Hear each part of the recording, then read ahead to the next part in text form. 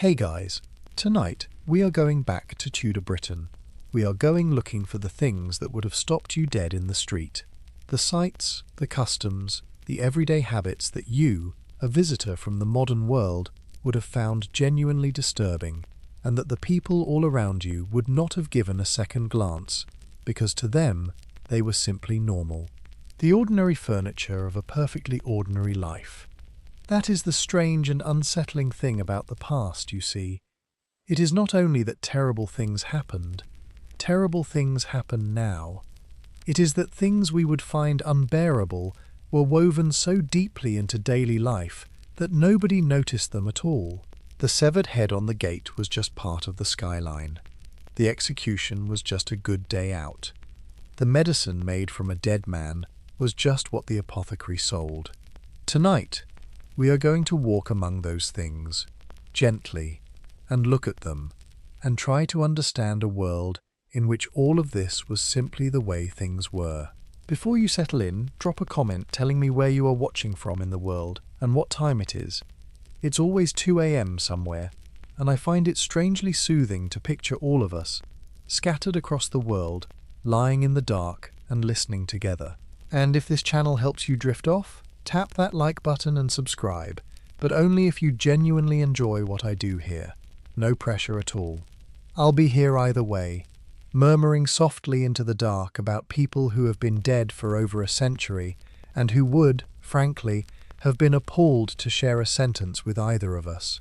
Now, dim those lights, switch on a fan for some sweet white background noise, and get comfortable, because we have a long and luxurious night ahead. And the very best news is that you will not have to pay for any of it. Have you ever wondered what would have truly shocked you about the past? Not the big famous horrors you already half expect, but the small ones, the casual ones, the ones nobody thought worth mentioning? Have you ever wondered what your Tudor neighbours considered completely unremarkable as they went about their day that would have you reaching for your phone to call someone? You are going to find out tonight. So let us step gently back into the Tudor world and look, with quiet, modern eyes, at the disturbing things that absolutely nobody around us finds disturbing at all. Let us begin, as the Tudors so often did, with the heads. If you arrived in Tudor London and crossed the Great Bridge over the Thames, the famous old London Bridge crowded with houses and shops, you would, at a certain point, want to look up, and then, almost immediately, you would wish you hadn't, because there, mounted on tall poles above the stone gatehouse at the southern end of the bridge, were heads, human heads, the severed heads of executed traitors, parboiled to preserve them against the weather and the birds, set up on spikes high above the heads of the crowd, gazing down with empty sockets over the river and the city. At times there were a dozen or more of them up there at once, a grim forest of poles, and Londoners walked beneath them every single day, going to market, going to church, going about their business, without breaking stride. This was not some hidden horror tucked away from public view. It was the opposite. The whole point was that everyone should see. The display of the heads and quartered limbs of traitors was a deliberate act of state, a permanent public advertisement of the price of treason, positioned at the busiest thoroughfares, precisely so that the maximum number of people would pass beneath them. The gates of cities, the bridges, the prominent high places, all were considered suitable spots to mount the remains of those the crown had destroyed, so that their ruin might serve as a lasting lesson to everyone who looked up. And here is the genuinely disturbing part, the part that tells you about the Tudor mind rather than Tudor cruelty. The people barely noticed. The heads were landmarks. They were so ordinary, so permanent a feature of the urban scene, that they became almost invisible, the way you no longer notice a billboard you pass every day. A foreign visitor to London in this period counted the heads on the bridge and recorded the number with the same flat curiosity you might use to note the height of a building, because to him it was a remarkable sight. But to the Londoners flowing past beneath, it was simply the bridge, the way the bridge had always looked, the way it was supposed to look. Think about that. lying there in the warm dark. To grow up in that city was to grow up under those poles, to learn the shape of the skyline with the heads already in it, to find them no more shocking than a weather vane. A child crossing the bridge with its mother would not scream or weep. It would not even ask. The heads were just there, as they had always been there, as natural a part of the world as the river beneath. That is what a custom does, given enough time. It takes the unthinkable and files it down, quietly, year by year, until it is merely part of the view. So we begin with the heads, looking down. Hold the strangeness of it gently. We have a great deal more to see, and most of it happened at ground level, where the crowds were thickest. Let us go, then, to an execution, because in Tudor Britain, a public execution was not a thing people fled from in horror. It was a thing they flocked to, cheerfully, in their thousands, the way you might go to a fair. A hanging day was, quite genuinely, a public holiday in spirit, if not always in name. When a notable criminal was to die, word spread, and the crowds gathered. Enormous crowds, tens of thousands of people on the great occasions, packing the route and the place of execution shoulder to shoulder. Families came. Children came, hoisted onto shoulders for a better view. People took the day off work, or made the day's work into the watching of the death. The taverns did a roaring trade. Vendors moved through the crush, selling food and drink, and printed ballads about the condemned, so that you could buy a snack and a souvenir while you waited for a human being to be killed in front of you. The place of execution itself was a kind of theatre, and everyone understood the performance. The condemned was expected to play a part, and a good death was admired the way a good performance is admired.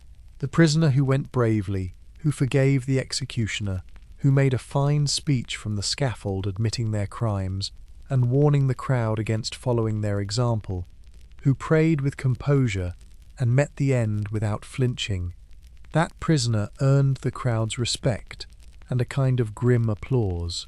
The one who wept and struggled and had to be dragged was a disappointment, almost a breach of etiquette.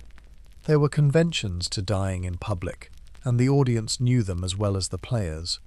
And the gallows speeches were genuinely popular entertainment. People wanted to hear the last words. They wanted the drama, the confession, the repentance, the warning.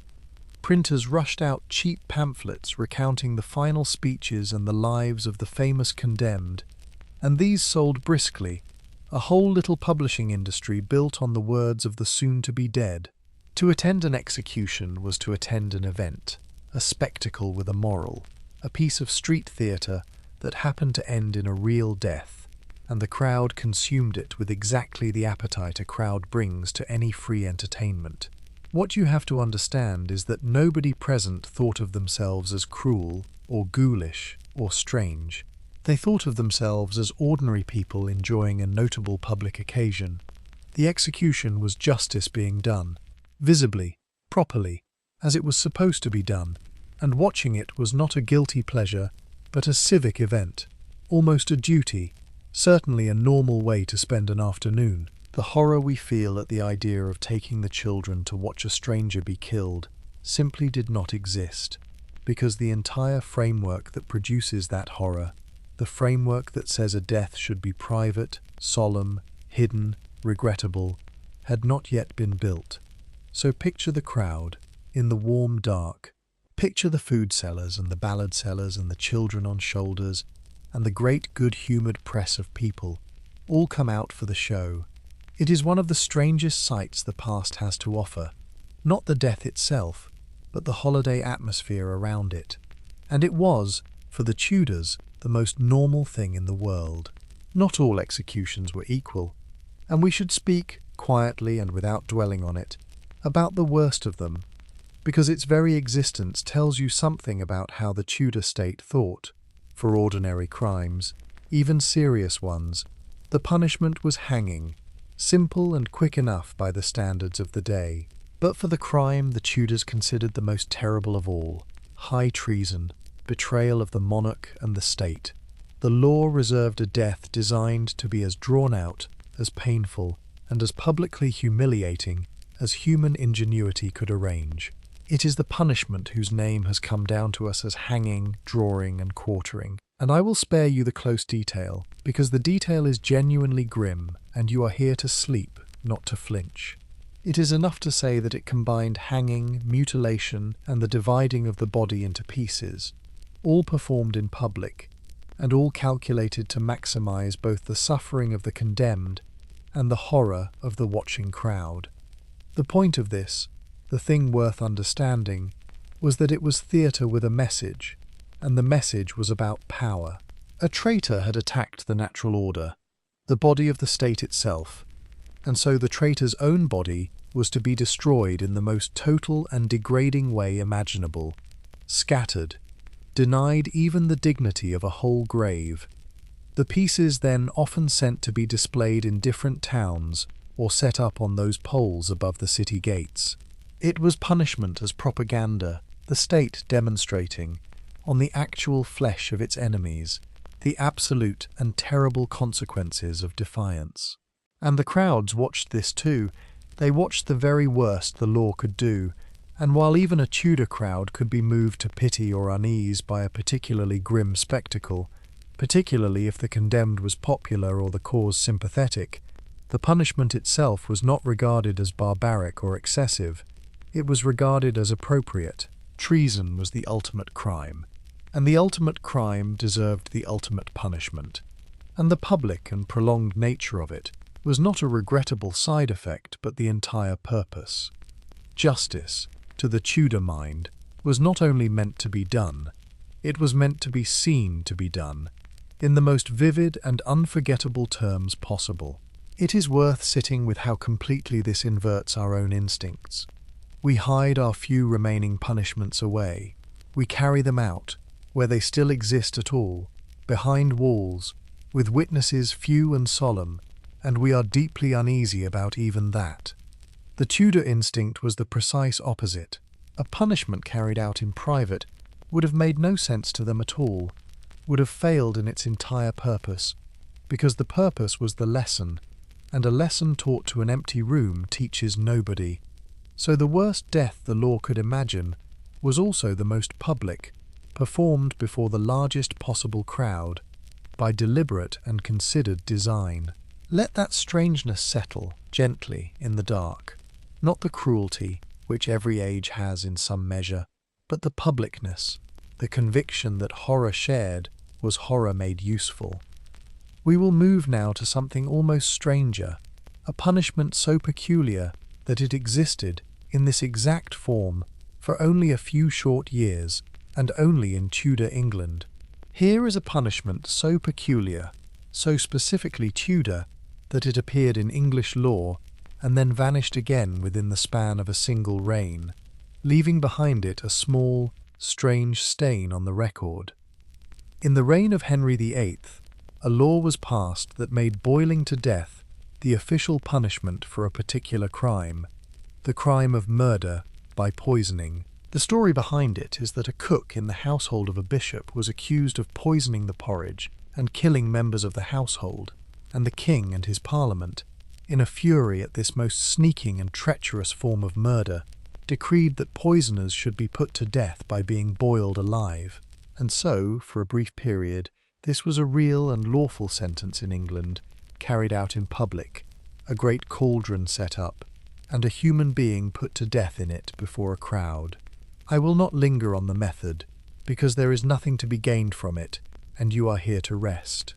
What is worth understanding is the thinking, because the thinking is the genuinely revealing part. Poisoning, to the Tudor mind, was a peculiarly horrifying crime, far worse than ordinary violence. A man who struck you down in a quarrel was at least open about it. But a poisoner killed in secret, by stealth, through the most intimate act of trust there is, the sharing of food. The poisoner betrayed the very table, turned nourishment into death, and could not be guarded against by any ordinary watchfulness. So the crime was felt to be uniquely cowardly and uniquely terrifying, and the punishment was designed to match that special horror with a special and terrible death. The law did not last. It was repealed within a few years, under a later reign, and boiling vanished from the English statute book as abruptly as it had arrived, an experiment in horror that even the Tudor state thought better of. But for those few years it was simply the law, a sentence a judge could lawfully pass, a death a crowd could lawfully gather to watch, as normal and as official as a hanging. A person living through those particular years would have known boiling as one of the punishments that existed, neither more nor less remarkable than any other, simply the thing that happened to poisoners.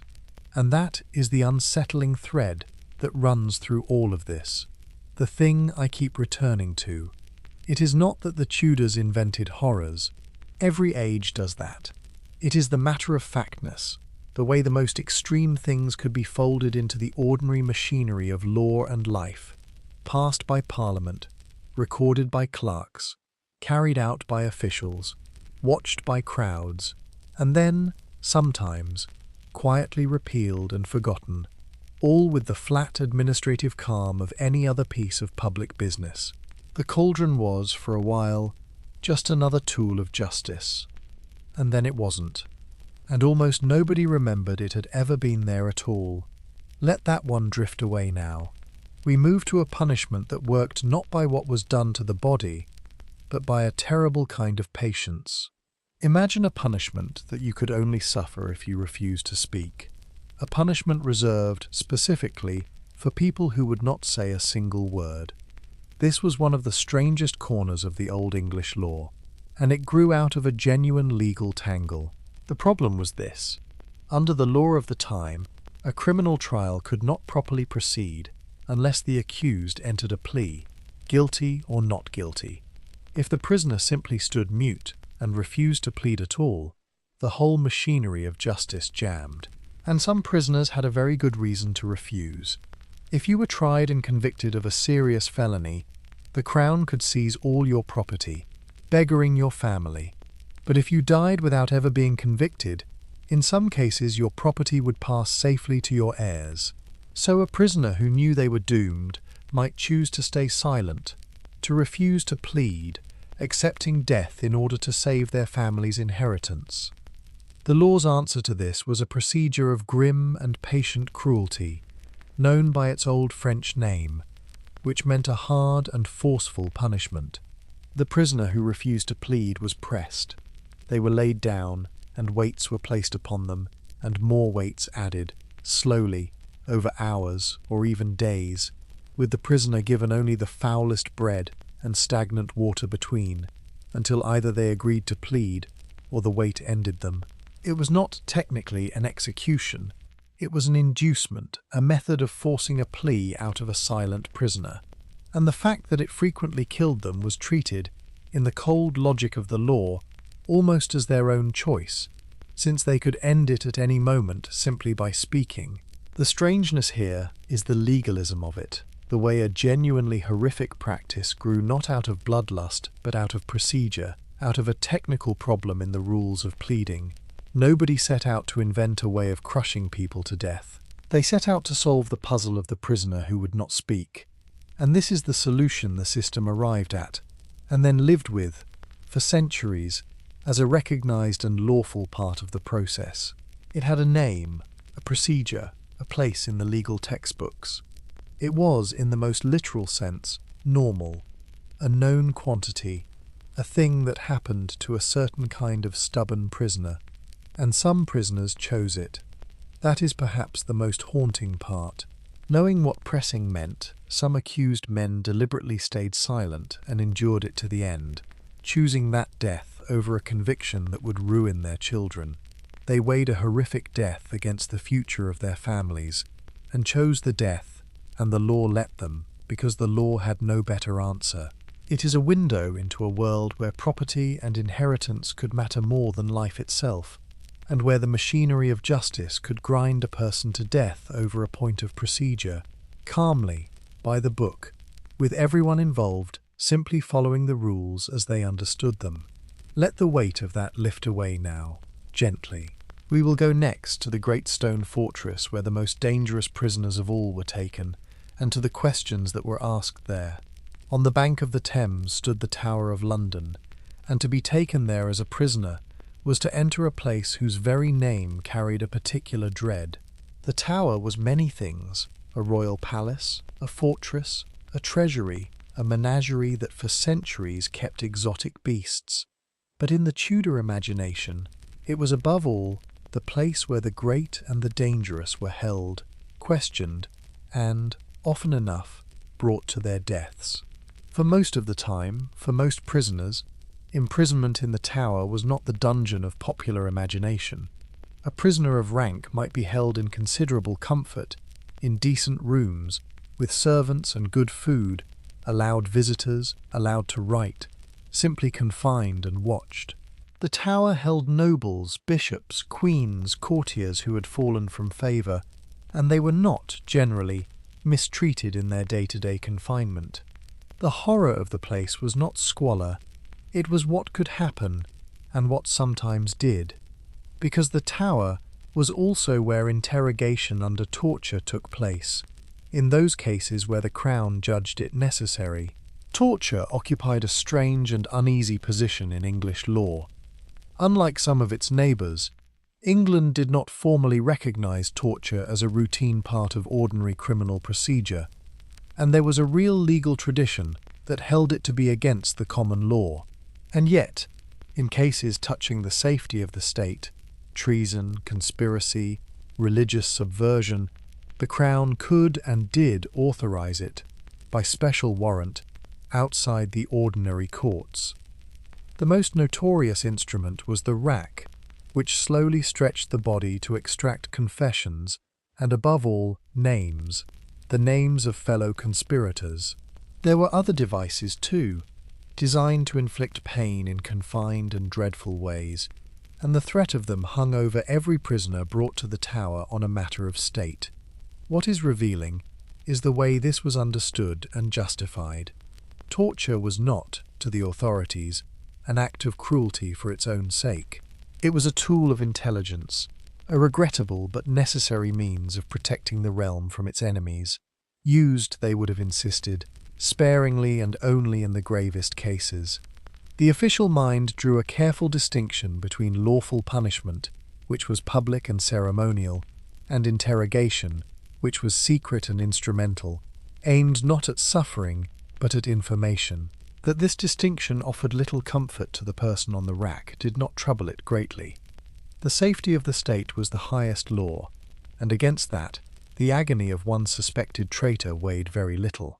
So the Tower stood there on the river, ancient and grey, holding its mixture of comfortable captivity and hidden dread, a place where a fallen queen might pass her last days writing letters in a decent chamber, while, elsewhere within the same walls, a suspected conspirator was stretched until he gave up the names of his friends. Both things were normal. Both were part of how the Tudor state defended itself and dealt with those who threatened it. And the people of London, looking across the river at those walls, understood exactly what the place was and what it could do, and folded that understanding into their ordinary picture of the world. Let the grey walls fade now. We come down from matters of state to the ordinary courts, and to the marks they left, permanently, on the bodies of the living. Not every punishment killed. Many were designed, instead, to mark, to mutilate, to leave a permanent and visible record of a crime upon the criminal's own body, so that they might carry their shame and their history with them for the rest of their lives, written into their very flesh. Branding was common and entirely routine. A convicted criminal might be burned with a hot iron, a letter seared into the hand, the cheek, or the thumb, the particular letter denoting the particular crime, so that anyone who saw it ever after would know what this person had done. A thief might be marked accordingly, a vagabond with another letter, a brawler who had shed blood with yet another. The mark was the point. In a world without central criminal records, without photographs or fingerprints or databases, the brand was the record, a permanent, portable conviction carried on the body itself, ensuring that a person's worst moment could never be left behind or hidden, that it followed them into every new town and every new encounter for the rest of their days. Mutilation went further. The cropping of ears, the slitting or boring of the nose, the cutting off of a hand, these too appeared in the repertoire of Tudor justice, particularly for repeat offenders, for certain kinds of fraud and forgery, for seditious speech and writing. To lose your ears for publishing the wrong opinion, to have a hand struck off for a particular offence. These were real sentences, lawfully passed and publicly carried out, and the resulting disfigurement, like the brand, served as a lifelong public label. The punished person became a walking warning, their injury a permanent advertisement of their crime and of the law's power to mark those who broke it. And, as with everything we have seen tonight, the public nature of it was essential. These mutilations were carried out in the open, often at the pillory in the marketplace, before a watching crowd, so that the punishment was both the physical mark and the public spectacle of its making. The criminal was shamed twice, once in the moment, exposed and disfigured before their neighbours, and then again every day afterward, as they carried the evidence through the world. It was a justice obsessed with visibility, with the legible body, with making sure that wrongdoing could be seen, read, and remembered. To us, the idea of permanently disfiguring a person for a crime, of branding a human being like livestock, is among the most disturbing things imaginable, a violation that reaches beyond punishment into something that feels like the desecration of the person themselves. To the Tudors, it was simply one of the tools in the box, less severe than death, more severe than a fine or a whipping, appropriate to a certain class of offence.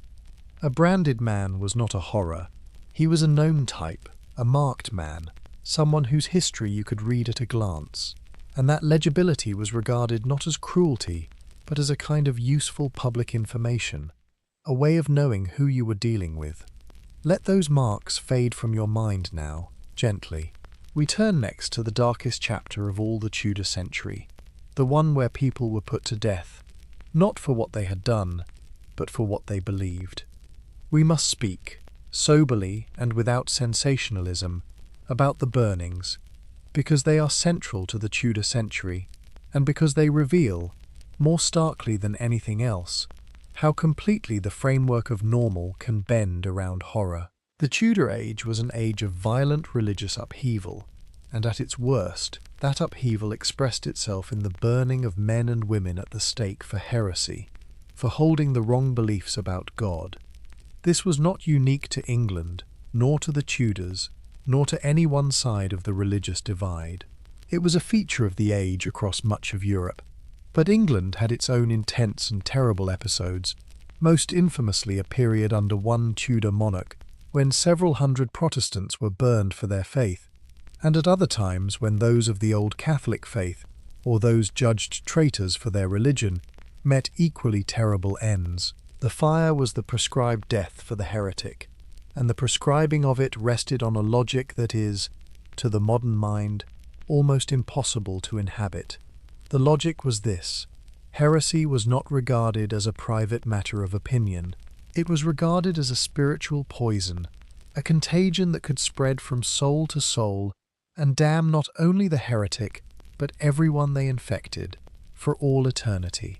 A heretic, in this view, was not merely wrong, they were a danger of the most extreme kind imaginable, a carrier of eternal death, and the authorities who burned them genuinely believed, many of them, that they were performing a grim necessity, protecting the immortal souls of the wider community by removing the source of infection, and even, in a twisted mercy, giving the heretic a final chance to recant and save themselves before the end. The fire was understood, by those who lit it, not as murder, but as a defence of the faith and a service to God. I will not describe what burning a person alive actually involved, because it is unbearable and serves no purpose here. What I want you to sit with, gently, is the way it was woven into public life. These burnings, too, were public events, attended by crowds, framed as solemn occasions of justice and faith, rather than as atrocities. Sermons were preached. The condemned were urged to recant to the very last. And the people watched, some with approval, some with horror, some with the complicated, shifting feelings of people watching their neighbours die for beliefs that they themselves might secretly share or have recently held, in an age when the official faith could change entirely with the death of one monarch and the accession of the next. That last point is the one that makes the Tudor religious persecutions so peculiarly nightmarish. The line between orthodoxy and heresy, between the saved and the damned, between the safe and the burnable, was not fixed. It moved. It moved with the throne. A belief that was orthodox and safe under one ruler could become heresy, punishable by fire, under the next, and then become orthodox again under the one after that. People watched their world flip and flip again, and had to decide, each time, how far to bend, how much to hide, whether to hold to their convictions and risk the fire, or to conform and live. The burnings were the sharpest edge of that terror, the place where the abstract question of faith became a stake and a flame in the public square. Let the fires gutter out now, gently, in the dark. They are long cold, those particular fires, and the people who suffered in them are long at peace. We will stay, for one more chapter, with the strange and deadly business of belief, before we move to gentler, stranger horrors. Step back from the fire for a moment and consider the whole sweep of it, because the religious whiplash of the Tudor century is itself one of the most disturbing things about it, a kind of slow-motion vertigo imposed on an entire nation. Within the lifetime of a single ordinary person, the official religion of England changed, fundamentally and dangerously, several times over. A person born in the early Tudor period was born into a Catholic England, bound to Rome, its monasteries full, its churches rich with images and saints, the old faith of their grandparents. Then the king broke with Rome and made himself head of the church, and the monasteries were torn down and their wealth seized. Then, under the next ruler, the country was pushed hard toward Protestantism, the old ceremonies stripped away, the churches whitewashed, a new prayer book imposed. Then, under the next, the country swung violently back to Rome, and it was the Protestants who burned. And then, under the next, it swung back again to a Protestant settlement, and the wheel, at last, came more or less to rest. Imagine living through that. Imagine being told, by the full weight of church and state, that one set of beliefs was the sacred truth and the path to salvation, and ordering your soul around it, and then being told, a few years later, that those same beliefs were now heresy, error, even treason, and that a new and contradictory set was the truth instead, and then watching it change yet again. Imagine the priests who had to change the service they led, the words they spoke. The very nature of what they told their flock was holy, over and over, or else refuse and face ruin. Imagine the ordinary families trying to work out, each time the wind changed, how to keep their souls safe and their bodies safe at the same time, when the two things kept pointing in opposite directions. The survival skill this bred was a kind of careful, watchful, outward conformity, a willingness to attend whatever church the law now required, to say whatever words were now safe, while keeping one's true convictions, whatever they were, locked away behind the teeth. People learned to read the political weather and trim accordingly, because the cost of getting it wrong, of being too openly attached to the wrong version of God at the wrong moment, could be the loss of everything, up to and including a death by fire. Faith, the most intimate and supposedly unchanging thing, became something you had to manage, like a dangerous and shifting investment. And this too became normal. That is the astonishing part.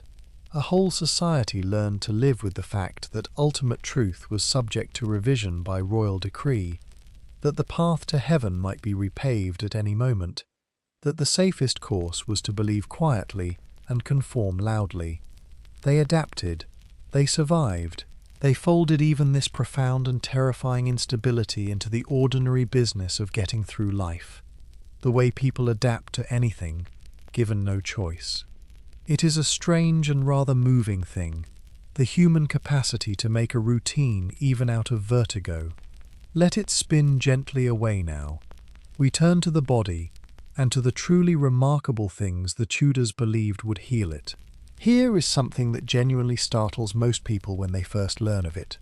A practice so contrary to our instincts that it sounds invented.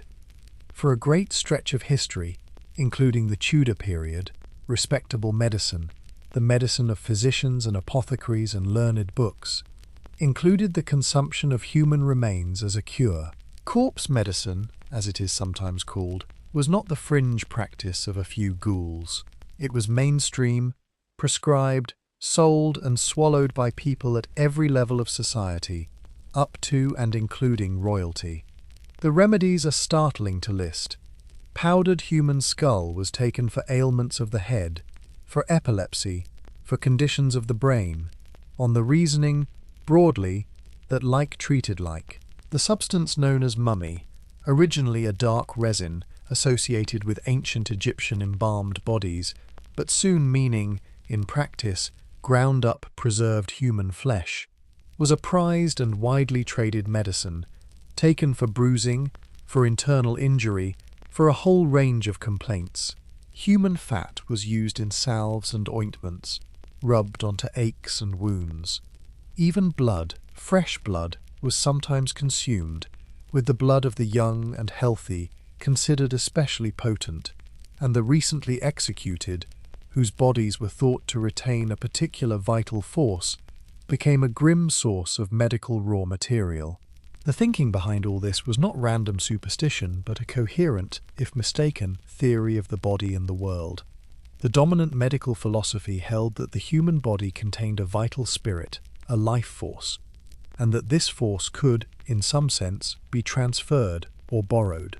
A body that had died suddenly and violently, especially a young and healthy one, was thought to be full of unspent vitality, life that had been cut off before its time, and that surplus life force might be captured and put to use in healing the living.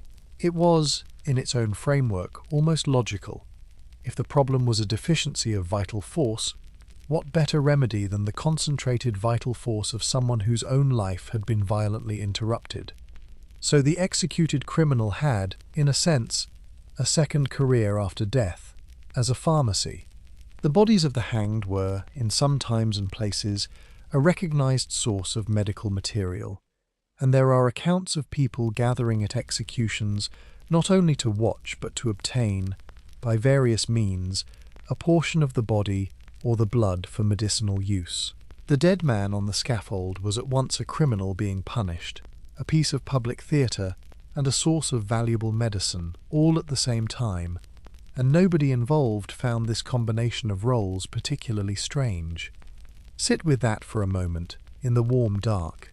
The same culture that displayed heads on the bridge and burned heretics in the square also ground up the dead and swallowed them as medicine, and did so not in horror but in hope, believing it the best science of the day, prescribing it in respectable books, selling it in respectable shops. It is perhaps the purest example of how completely a framework of belief can make the unthinkable not merely acceptable but desirable. They were not being macabre, they were trying to get well, using the best knowledge they had. Let that strange remedy dissolve now. We turn from what they put inside the body to what they put upon it. Beauty in the Tudor age could be quietly lethal, and the fashionable knew it, and used it anyway, which is a kind of normalization of harm we can recognize rather more easily in ourselves. The ideal of beauty for a fashionable Tudor woman, especially as the century wore on, called for skin of a pale, smooth, luminous whiteness, an unblemished alabaster pallor that signaled gentility, since only those who did not labor in the sun could hope to be so pale. To achieve this look, women painted their faces, and the most prized cosmetic for the purpose was a preparation built around white lead, a substance that did indeed produce a beautifully smooth, pale, opaque finish. and that was also, as we now know, and as some even then suspected, a slow poison. Lead, absorbed through the skin over time, is toxic.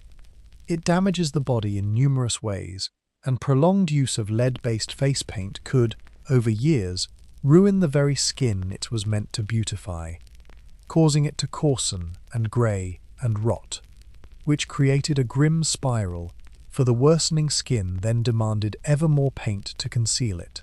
Beyond the skin, the accumulating poison could attack the body more deeply, and the pursuit of the fashionable pallor could, quite literally, shorten a life. The mask of beauty was, in slow and patient fact, a mask of poison. Nor was lead the only hazard in the Tudor cosmetic kit.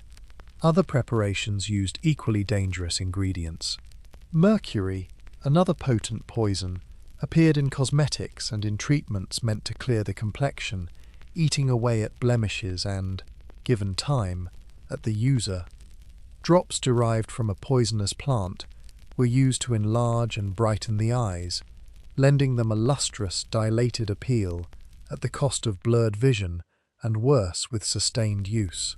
The fashionable face was, in a real sense, an assembly of toxins applied daily in the knowing or half-knowing pursuit of an ideal of beauty that the culture prized above health. And here is where it stops being purely a tale of the past and starts to feel uncomfortably familiar. The Tudors who poisoned themselves for beauty were not behaving in a way that is alien to us.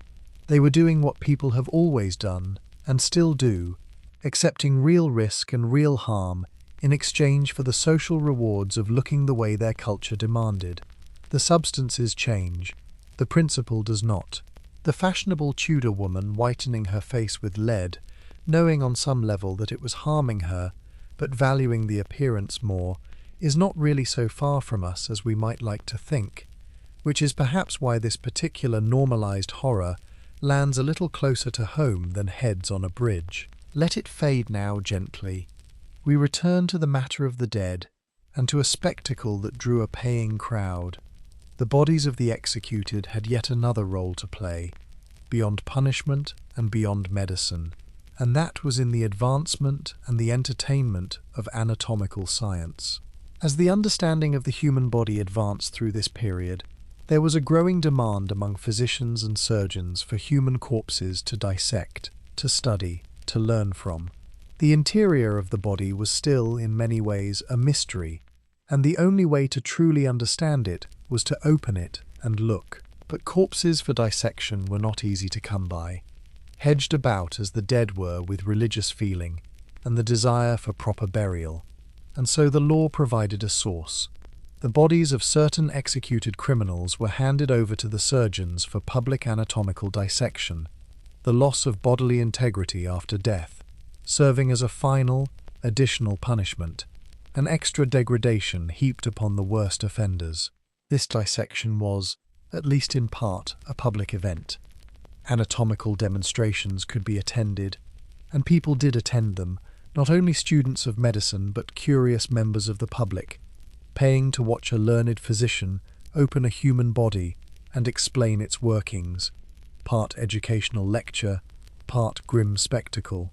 The dissection of a criminal's body was thus a strange hybrid, simultaneously a serious scientific endeavour pushing forward the real understanding of human anatomy, a continuation of the punishment of the condemned beyond the moment of death, and a piece of paid public entertainment for the curious.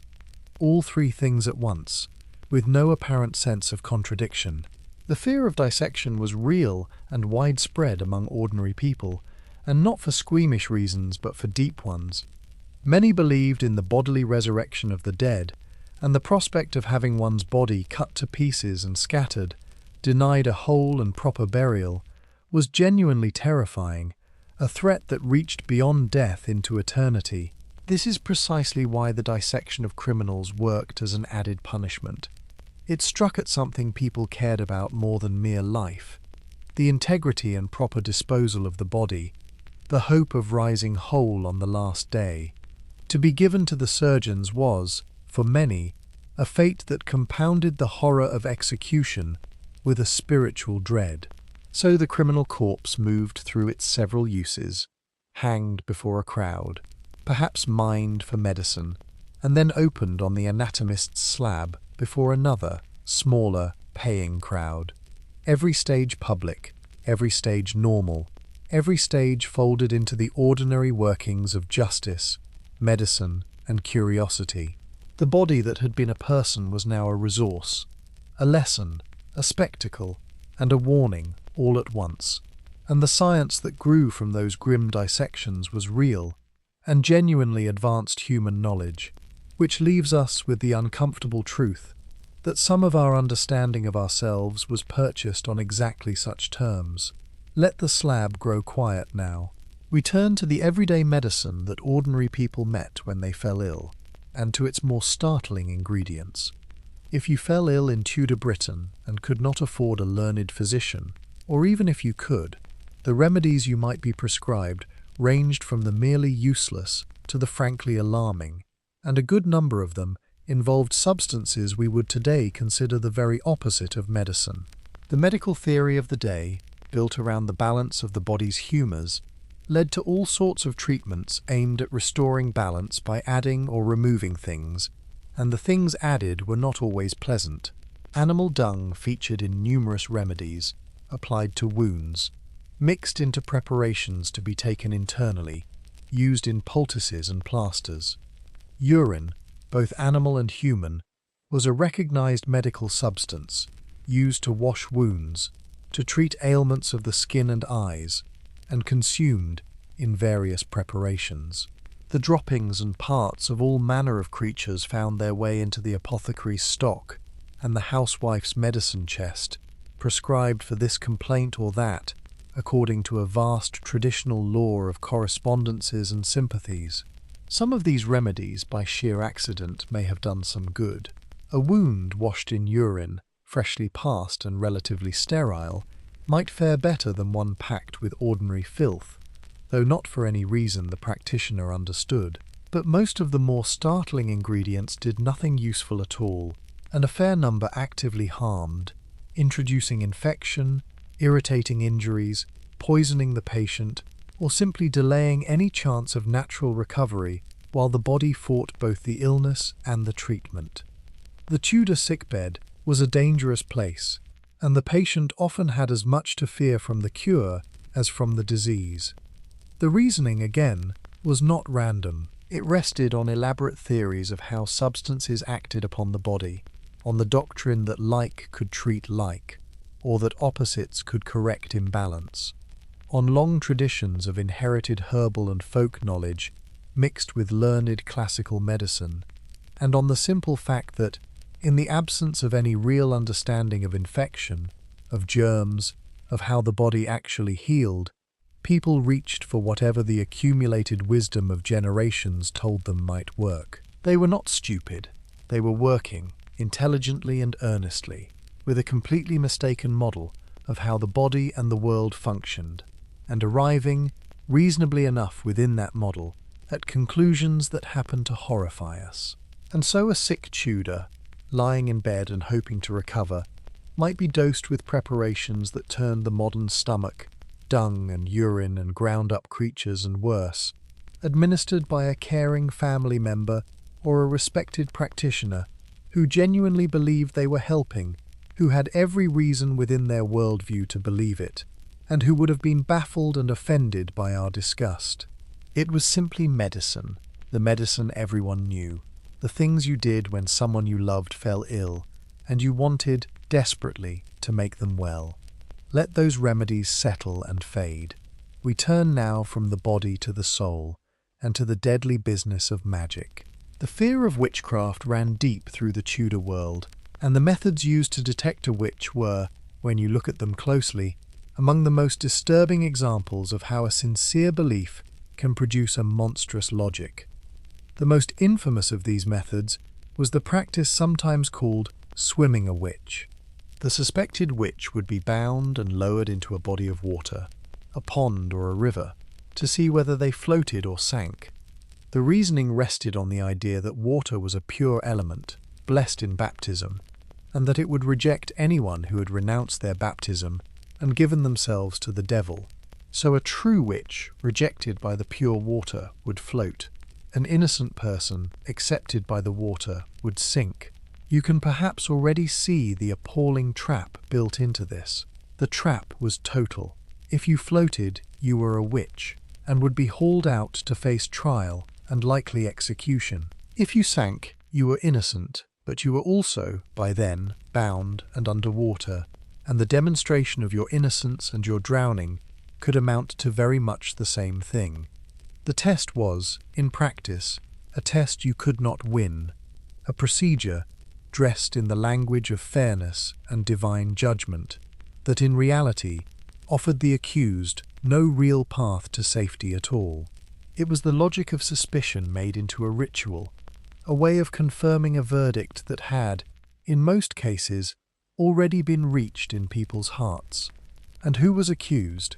Overwhelmingly, the witch of the Tudor and later imagination was a poor, old, isolated woman, often a widow, often dependent on the charity of neighbours, often sharp-tongued or odd, or simply unfortunate. When misfortune struck a community, when the milk soured, the child sickened, the crop failed, the cattle died, people looked for a cause, and a cause that could be named and blamed and punished was strangely comforting in a world full of inexplicable suffering. The lonely old woman who had quarrelled with a neighbour, who had muttered something after being refused at the door, who was already marginal and resented and easy to fear, made a convenient and available target for that need to find someone responsible. So the swimming, and the trials that often followed, were not, in the minds of those who carried them out, acts of cruelty against the helpless. They were defensive measures against a real and terrifying threat, the threat of malicious supernatural power loose in the community, doing harm. The people who accused and tested and condemned genuinely believed, many of them, that witches were real, that they served the devil, that they could and did cause sickness and death and ruin, and that rooting them out was a grim necessity for the safety of all. The horror of it lies precisely in that sincerity, in the fact that it was not sadism but fear and belief that drove ordinary people to bind and drown and hang their poorest and most vulnerable neighbours. Let the dark water grow still now, gently. The frightened, the lonely, the accused are all long beyond the reach of that cruel logic now. We stay with witchcraft for one more chapter, and with a profession built entirely upon finding it. Once a person was suspected of witchcraft, the search for proof took forms that reveal, with terrible clarity, how a belief can manufacture its own evidence. A central idea in the lore of witch hunting was that the devil marked his servants. Somewhere on the witch's body, it was believed, there would be a mark, a sign of the unholy pact, a spot that the devil had touched, and that would, crucially, be insensible to pain and would not bleed when pricked. And so the search for the devil's mark became a recognized procedure. The body of the accused would be examined, often stripped and shaved, searched minutely for any blemish, mole, scar, skin tag, or natural mark that might be the sign, and any such spot would then be pricked with a needle to test whether it felt pain and whether it bled. This gave rise, in the broader history of the witch panics, to a genuinely dreadful occupation, the professional witch pricker, a person who hired out their services to find these marks and so confirm guilt. The problem, of course, is obvious. Any human body, examined closely enough, will yield some mark, some blemish, some spot, and the test itself was hopelessly unreliable and open to abuse. A frightened and exhausted prisoner might not react to a prick, or the instrument might be manipulated, and the finding of an insensible spot was treated as powerful evidence of guilt. The procedure was designed, in effect, to find what it was looking for, on a body that could always be made to provide it. What makes this so disturbing is the veneer of method laid over it, the way it imitated the forms of investigation and proof, while delivering only confirmation of existing suspicion. It looked like a test. It had a procedure, a theory, a practitioner, a result, but it was a test that the accused could scarcely pass, applied by people already convinced of guilt, in an atmosphere of fear and certainty. It was the machinery of justice and investigation turned into a machine for producing the verdict everyone already wanted, dressed in the sober language of evidence and examination. And it was, in its time and place, entirely normal, a recognized part of how a witchcraft case proceeded. The searcher who examined the accused, the pricker who tested the mark, the magistrate who weighed the finding, all believed themselves to be engaged in serious and necessary work, the careful detection of a real and dangerous crime. The fact that the whole edifice was built on a belief in something that did not exist, and that it therefore destroyed the innocent with grim efficiency, was invisible to them, because they could not step outside the belief that gave the whole procedure its meaning. From inside the framework, it all made perfect sense. That is the lesson of it, and the warning in it. Let the needle and the lamp be set down now. We turn to the gentler, sunnier side of the supernatural, which the Tudors also lived with every day. For all the terror of the malevolent witch, the Tudor relationship with magic was not simply one of fear. Magic, in 1,000 everyday forms, was woven right through ordinary life, and most of it was not feared at all but actively sought out, paid for, and relied upon. Across the country lived the cunning folk, the wise men and women, the local practitioners of helpful magic, and they were a normal and valued part of community life. Where the malevolent witch was thought to use supernatural power to harm, the cunning person used it, supposedly, to help, and people came to them constantly for all the practical problems that the ordinary world could not solve. If you lost something valuable, you might go to the cunning man to discover where it was or who had stolen it. If you were sick, or your animals were, you might seek a charm or a remedy. If you feared you had been bewitched, you went to the cunning person for counter-magic to break the curse. If you wanted to know your future, to find a husband, to recover a debt, to protect your home, there was a charm, a spell, a ritual, a service for it. This everyday magic existed in a strange and contradictory relationship with the official religion of the day. The Church, in both its Catholic and Protestant forms, generally condemned such practices as superstition at best and dealings with the devil at worst. And yet the practices persisted vigorously at every level of society because they met a real and constant need, the need for some means of control, some lever to pull, in a world overflowing with dangers and uncertainties that nothing else could touch. When your child was dying and the physician had failed and prayer seemed unanswered, the charm of the cunning woman offered one more thing to try, one more hope, and people reached for it as naturally as they reached for any other remedy. The disturbing thing here, to the modern eye, is not cruelty, but the sheer saturation of the world with magical thinking, the way the supernatural was not a separate, exotic realm, but a practical, everyday resource, consulted as readily as we might consult a doctor or a search engine. Protective charms hung in houses and barns, spoken formulas guarded against the evil eye. Objects were buried in walls and under thresholds to ward off harm. The boundary between religion, medicine, and magic was blurry to the point of meaninglessness, and the ordinary person moved between prayer and charm and remedy without any sense of crossing from one category into another. It was all, simply, the means by which you tried to manage a dangerous world, and the same belief that made the helpful, cunning woman a valued neighbour made the suspected malevolent witch a mortal danger, for both rested on the shared conviction that supernatural power was real, present, and effective. You cannot have the comforting charm without the terrifying curse. They are two faces of one worldview, a world in which the unseen was as real as the seen, and as capable of helping or harming you. To live in that world was to live perpetually surrounded by invisible forces, and to spend a good deal of ordinary effort trying to keep them on your side. Let those quiet charms and whispered formulas drift away now. we turn to a place where the suffering of others was, quite openly, a paid amusement.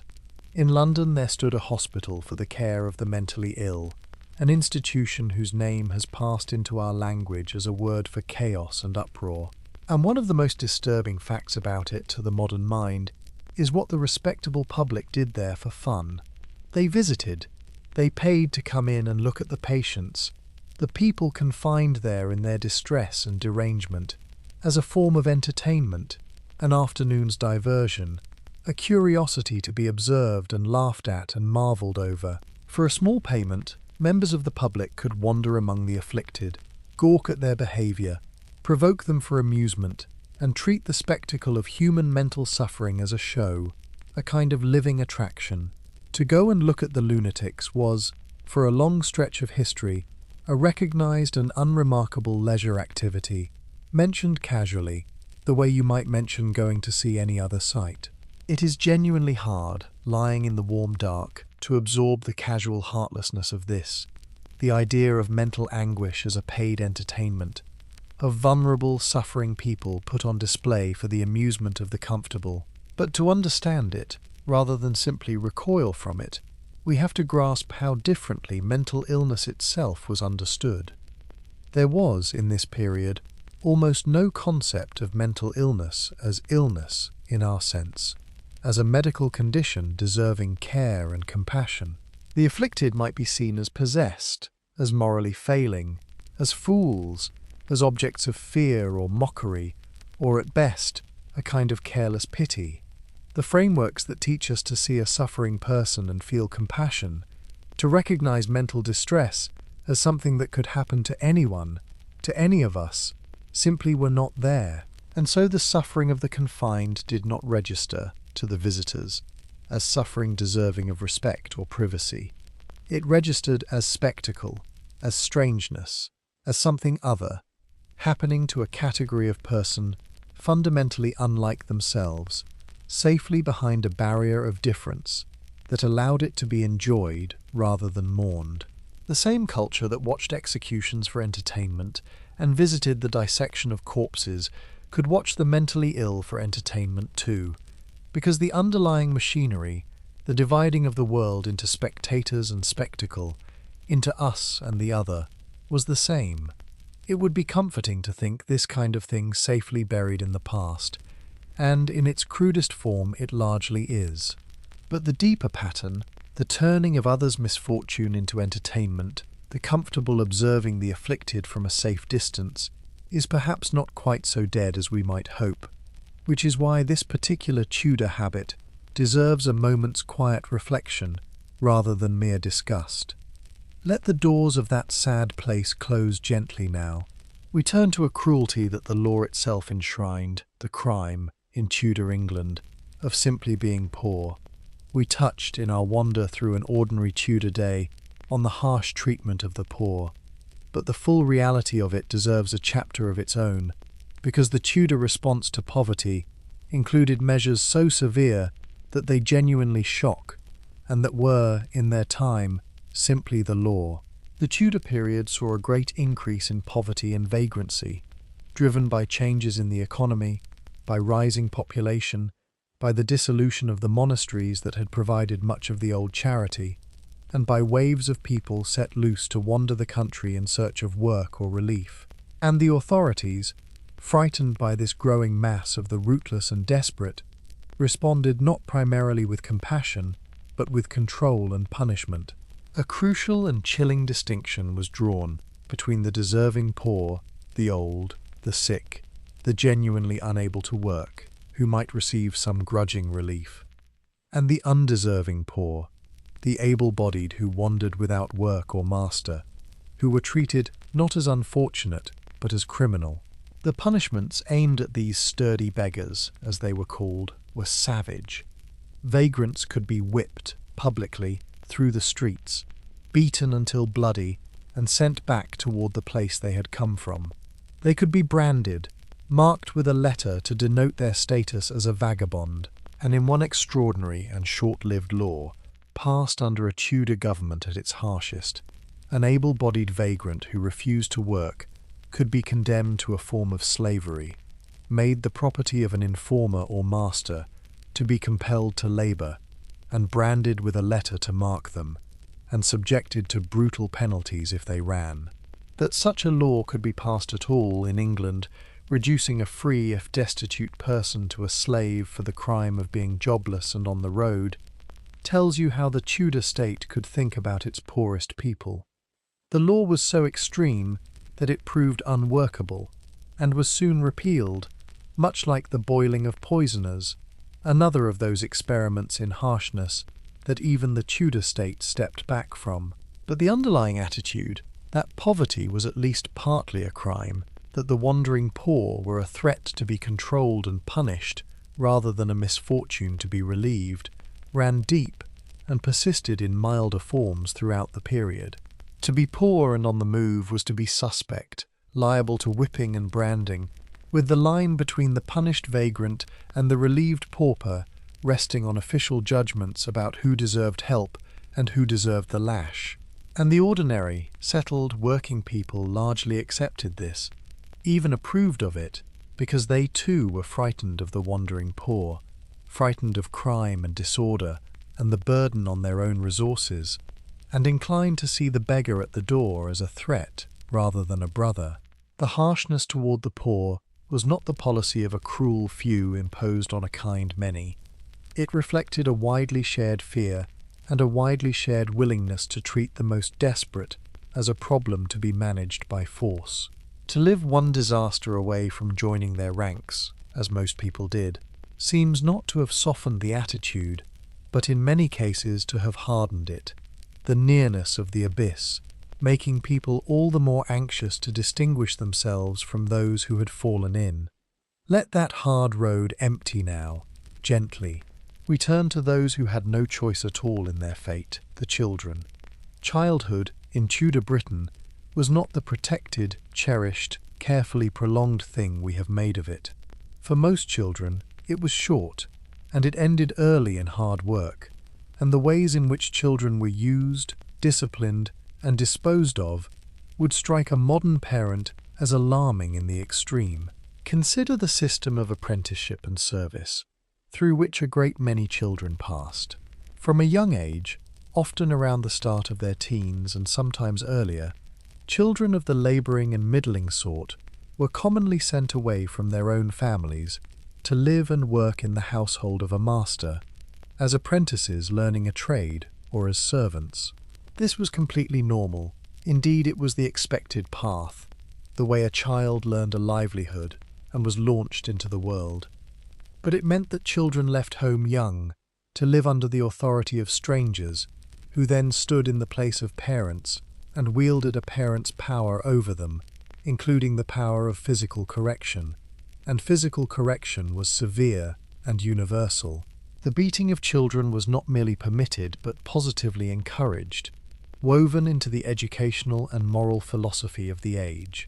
To spare the rod was to spoil the child, ran the conviction, and so children were beaten, at home, in service, and above all at school, where the schoolmaster's birch was a constant presence, and the flogging of pupils a routine part of education. A child might be beaten for poor work, for disobedience, for mistakes in lessons, for the ordinary failings of childhood, regularly and hard, by parents and masters and teachers who believed, sincerely, that they were doing the child good, disciplining its sinful nature, shaping it into a sound adult. Violence against children was not a scandal, it was pedagogy. The apprentice or servant child, living far from home under a master's authority, was particularly exposed. A kind master was a blessing, but a cruel one was a catastrophe, and the child had little protection and little recourse. They worked long hours, were disciplined as the master saw fit, and depended entirely on the character of the household they had been placed in. Some thrived, some were worked half to death or beaten brutally. And while extreme abuse could in theory be challenged, the everyday hardness of a child's working life was simply accepted. The ordinary lot of the young, the way the world prepared its children for the harshness of adult existence, by exposing them to it early. What is hardest to absorb is not that some children suffered, for children suffer in every age, but that the suffering was so woven into the normal, approved, intended structure of childhood. The sending away of young children, the routine beating, the early labor, were not failures of the system, but the system working as designed, reflecting a genuine and widely held belief about what children were and what they needed. Children were small, sinful, incomplete adults, to be corrected into shape, put to useful work as soon as possible, and toughened for a hard world. The tender, protected, prolonged modern childhood would have struck a Tudor as soft, indulgent, and frankly dangerous to the child's own future character. Let the schoolroom and the workshop fall silent now. We turn to a decision made for children that they had even less power to refuse: the question of marriage. The marrying of children, or the binding of children into betrothals that would shape their entire futures, was another practice that the Tudor world accepted with little fuss and that we find deeply troubling. Among the wealthy, and the powerful in particular, marriage was far too important a matter to be left to the whims of the young people involved. Marriage was an alliance, a transfer of property, a joining of families and fortunes and lands, a piece of strategy in the endless game of advancement, and it was arranged accordingly by parents and guardians, with the interests of the family, rather than the wishes of the couple, firmly in the foreground. And these arrangements could be made when the children concerned were very young indeed, betrothals contracted, sometimes, in early childhood, binding agreements about who a child would one day marry, made over their heads before they were old enough to understand. The law set minimum ages for actual marriage that were, by modern standards, shockingly low, in the early teens. And while marriage at the very youngest ages was not the everyday norm for most ordinary people, who tended to marry considerably later, it did happen, particularly among the propertied classes where the stakes were high and the temptation to secure an advantageous match early was strong. A child might find their entire future, the person they would spend their life bound to, decided for them while they were still, in every meaningful sense, a child. The marriage, a contract between families in which the young people were less parties than property. Closely tied to this was the institution of wardship, which is genuinely startling. When a child who stood to inherit property lost their father, the guardianship of that child, and crucially, the control of their lands and the right to arrange their marriage, could become a valuable commodity, something that could be granted, sold, and traded. A wealthy orphan was, in effect, an asset, and the right to control them and to marry them off advantageously was bought and sold among adults seeking profit and alliance. The child's marriage was a property right belonging to someone else, to be exercised for that someone else's benefit, and a ward who refused the marriage chosen for them could face heavy financial penalties. The young person was, quite literally, a thing to be managed for gain. To us, the idea of betrothing small children, of marrying people in their early teens, of buying and selling the right to control an orphan's body and future, sits very close to the heart of what we consider unacceptable.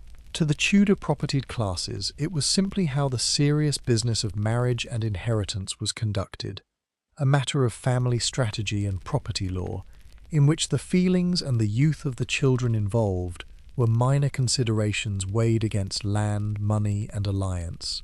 The romantic notion that marriage should be a free choice made by two grown people in love would have seemed to them a recipe for chaos, a frivolous threat to the orderly transmission of property and the careful advancement of families. Let those cold arrangements dissolve now. We turn from the treatment of children to a form of entertainment built entirely on the suffering of animals. A great deal of Tudor entertainment, enjoyed by all classes from the poorest labourer to the monarch, revolved around the deliberate suffering and death of animals, staged for the amusement of a cheering crowd. We touched on this in passing before, but its sheer centrality to Tudor leisure deserves a fuller look. because it reveals how differently the age regarded the suffering of living creatures. The blood sports were many and popular. There was the baiting of animals, in which a large beast such as a bear or a bull was tethered and set upon by dogs, while spectators watched, wagered and roared, the contest continuing until one side or the other was destroyed. These spectacles were enormously popular, drawing great crowds to purpose-built rings, and they were not regarded as the cruel pleasures of a depraved few, but as mainstream, respectable entertainment, attended by people of every rank, including the highest in the land, who kept their own animals for the purpose and enjoyed the spectacle as much as anyone. There was cockfighting, in which birds bred and trained for aggression were set to fight, often to the death, amid heavy betting. And there were rougher, more casual cruelties, seasonal customs in which creatures were tormented and killed as part of the ordinary fun of a festival day. The crowds at these events felt no compunction, because the suffering of animals simply did not register, morally, the way it does for many of us. Animals were understood as resources, as property, as creatures placed in the world for human use, without the kind of inner life or capacity for suffering that would make their treatment a moral concern. To torment a bull for an afternoon sport was no more troubling to the Tudor mind than to slaughter a pig for bacon. The animal existed for human purposes, and entertainment was a human purpose like any other.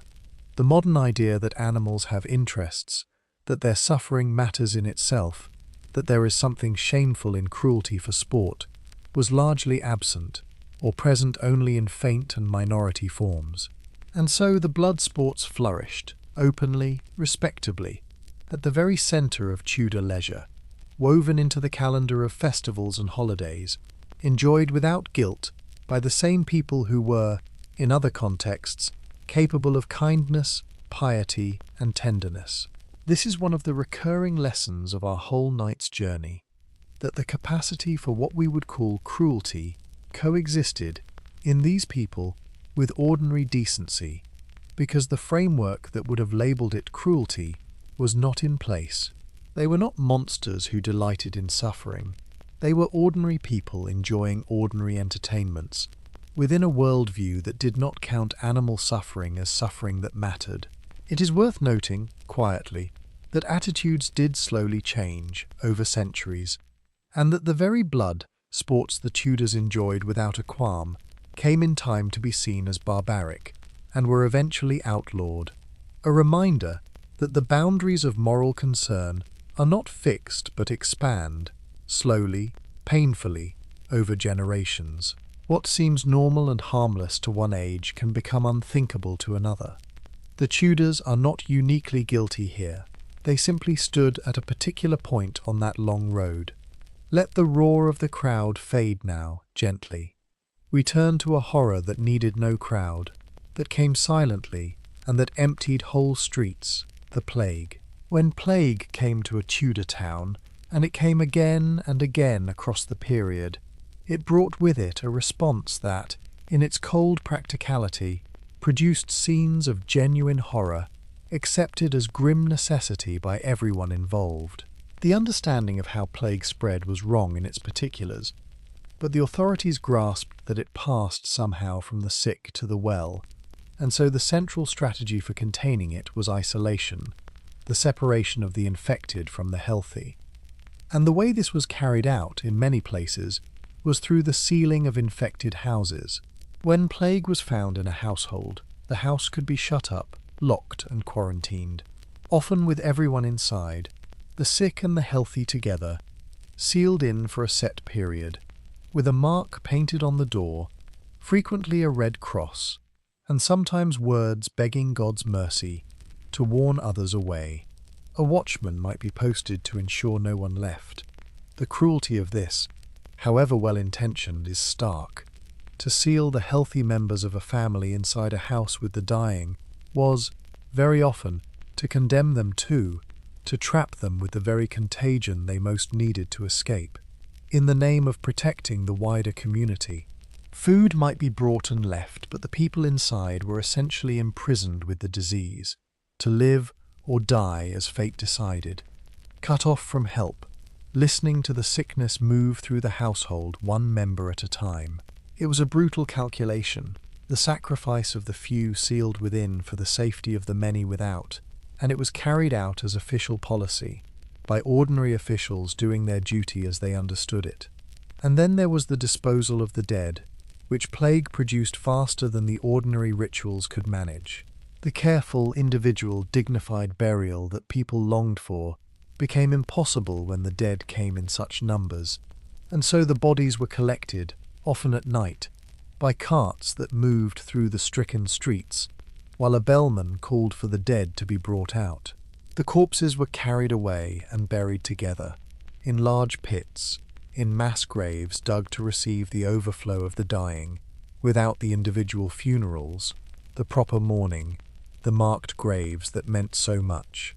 To be tipped into a common pit, unmourned, anonymous, was a fate that compounded the horror of the death itself, and in the worst outbreaks, it was the fate of a great many.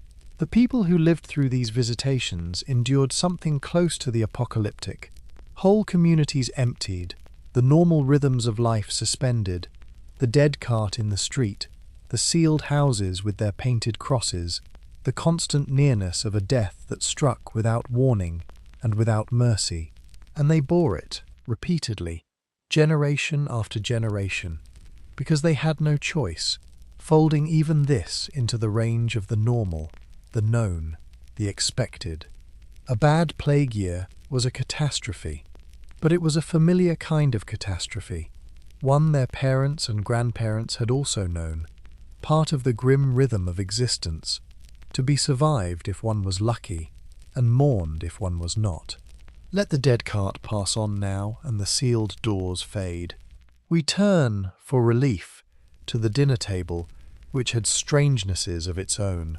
After so much darkness, let us turn to something stranger than it is terrible, the Tudor feast, and the genuinely peculiar things the wealthy did with food, because here the disturbing shades into the simply bizarre. At the grand tables of the rich, dinner was a display of status as much as a meal, and the more spectacular and surprising the food, the better.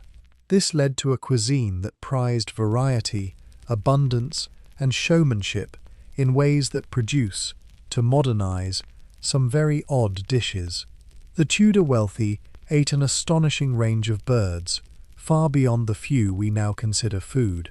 Swans, herons, peacocks, cranes, larks, blackbirds, and many other species graced the grand table, and the most spectacular were sometimes served reassembled in their own skin and feathers.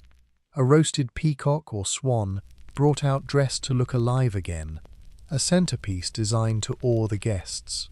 The eating of songbirds by the dozen, tiny creatures swallowed in a mouthful, was unremarkable. Then there were the subtleties, the elaborate sculptures of sugar and marzipan and pastry that crowned the grandest feasts, sometimes formed into castles, ships, beasts, or scenes. Edible works of art designed purely for display and amazement. And there were the famous surprises, the dishes constructed to startle, of which the most legendary is the pie containing live birds, which would burst forth in a flutter when the crust was cut. A piece of pure theatre served at the table, more spectacle than supper. Whether or not such things were as common as legend suggests, they capture the spirit of the elite Tudor feast, which delighted in the surprising, the elaborate, and the showy, where the impressing of the guests mattered as much as the feeding of them. Beneath the spectacle lay a different attitude to food and to the natural world than our own, where we tend now to eat a relatively narrow range of animals and to value, at the high end, simplicity and the quality of ingredients. The Tudor elite valued range, transformation, and display, the demonstration of wealth and power through the sheer variety of creatures one could command, and the artistry with which they could be presented. To serve a peacock in its feathers, a pie of live birds, a sugar castle, was to declare one's status and sophistication, to turn a meal into a performance of dominance over the natural world and of one's own boundless resources. It is, in its way, a relief to end this stretch of our journey on something more peculiar than painful. The rich at their strange and showy feasts, dismantling the boundaries between food and art and theatre. And yet even here, there is the faint shadow of the larger theme, the casual command over the lives of other creatures, the turning of living things into spectacle, the vast gulf between the groaning table of the few and the bread and pottage of the many. The feast was wondrous and strange, and, in its excess, its own small comment on a deeply unequal world. Let the peacocks and the sugar castles fade gently now. We turn toward the end of our night, and to the things the Tudors believed about death itself. Not all Tudor punishment was about the body. A great deal of it was about something the modern world has largely stopped using as a formal tool at all: shame, deliberately and ceremonially inflicted, in public, before the whole community. The Tudor world ran on reputation. In a society of small, tight, face-to-face communities, where everyone knew everyone and a person's standing was their most valuable possession, public shame was a weapon of tremendous power, and the authorities, both secular and religious, wielded it constantly. We have already met the stocks and the pillory, where offenders were fixed in place to be jeered at and pelted. But there was a whole further apparatus of ceremonial humiliation, particularly for moral and sexual offences, which the church courts policed with great energy. A person found guilty of a moral failing, of fornication, adultery, slander, or similar offences against the moral order, might be sentenced to public penance. This often took a prescribed and humiliating form. The offender would be made to stand or process in a public place, frequently the church or the marketplace, on a busy day, dressed in a white sheet, the garment of the penitent, sometimes barefoot, sometimes carrying a candle or a wand, while their offence was proclaimed, and they were made to confess it openly and beg forgiveness before the assembled community. The whole point was exposure, the stripping away of privacy and dignity, the public branding, not of the flesh this time, but of the reputation. To us, the idea of being forced to stand in a sheet before your entire community and confess your most private failings sounds like a peculiarly cruel form of torment, an assault on the dignity and privacy we hold so dear. But in a world without privacy as we understand it, where your business was already half the village's business, where reputation was survival and the community's good opinion was the foundation of your whole social existence, public shaming was simply the natural and obvious way to enforce the community's moral standards. It cost nothing, it required no prison, and it struck directly at the thing people valued most, their standing among their neighbours. And the community participated, willingly, in the shaming. The jeering crowd at the pillory, the watching congregation at the penance, were not bystanders, but part of the punishment itself, the instrument through which the shame was inflicted. To shame an offender was a collective act, a way the community policed its own and reaffirmed its standards, and ordinary people took part in it as a normal and even righteous activity, the enforcement of decency against those who had transgressed. The shamed offender was getting what they deserved, and joining in was simply doing one's part. Let those white sheets and watching crowds fade gently now. We turn to people who were made into spectacle, not for any crime, but simply for what they were. Among the more quietly unsettling features of the Tudor great household, and especially the royal court, was the keeping of certain human beings essentially as living entertainment, as curiosities, as pets. The most familiar of these figures is the fool or jester, who has come down to us softened by legend into a figure of wit and licensed truth-telling.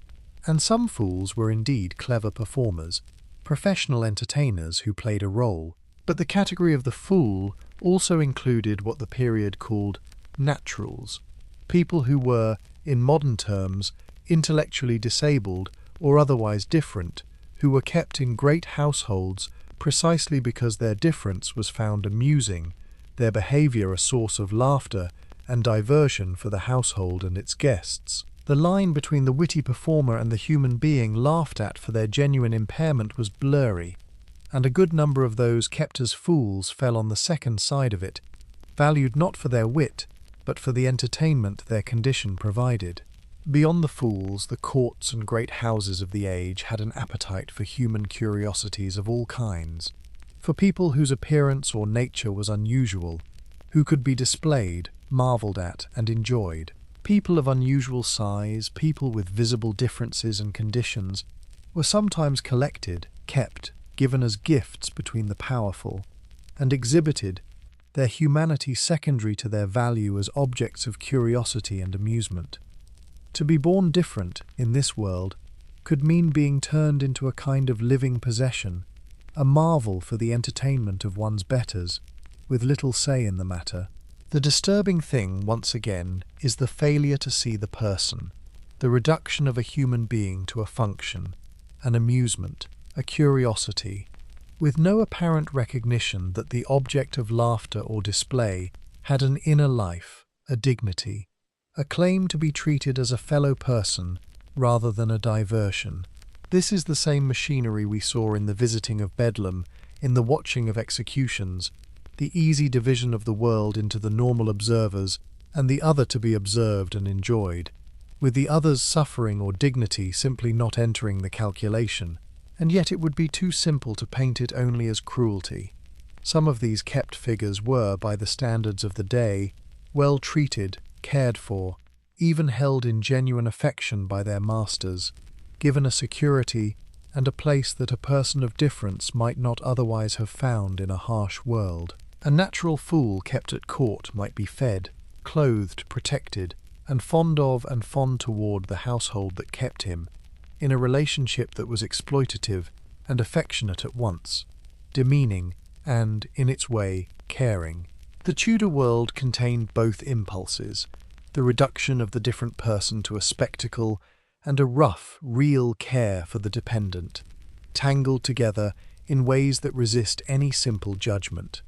Let those court curiosities fade now, gently. We turn to the dead, and specifically to those the Tudor world refused to bury in peace. The Tudors had elaborate and powerful beliefs about death and the proper treatment of the dead, and these beliefs produced their own particular cruelties, aimed not at the living, but at the bodies and memories of those who had died in the wrong way. Consider the treatment of those who took their own lives.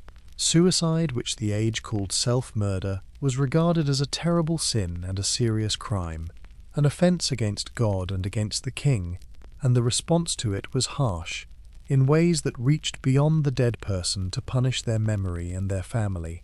The body of a person who had died by their own hand might be denied burial in consecrated ground, the churchyard where the community's dead lay. Instead, it could be buried at a crossroads, outside the boundaries of holy ground, sometimes with grim additional rituals intended to prevent the restless spirit from rising or walking, the body staked down, buried at night, treated not as a person to be mourned, but as a danger to be contained, and a sinner to be punished even in death. And the punishment extended to the living family, for the goods and property of a self-murderer could be forfeit to the crown, adding ruin to grief, so that a family that had lost a member to suicide might also lose its inheritance, punished financially for the act of their dead relative.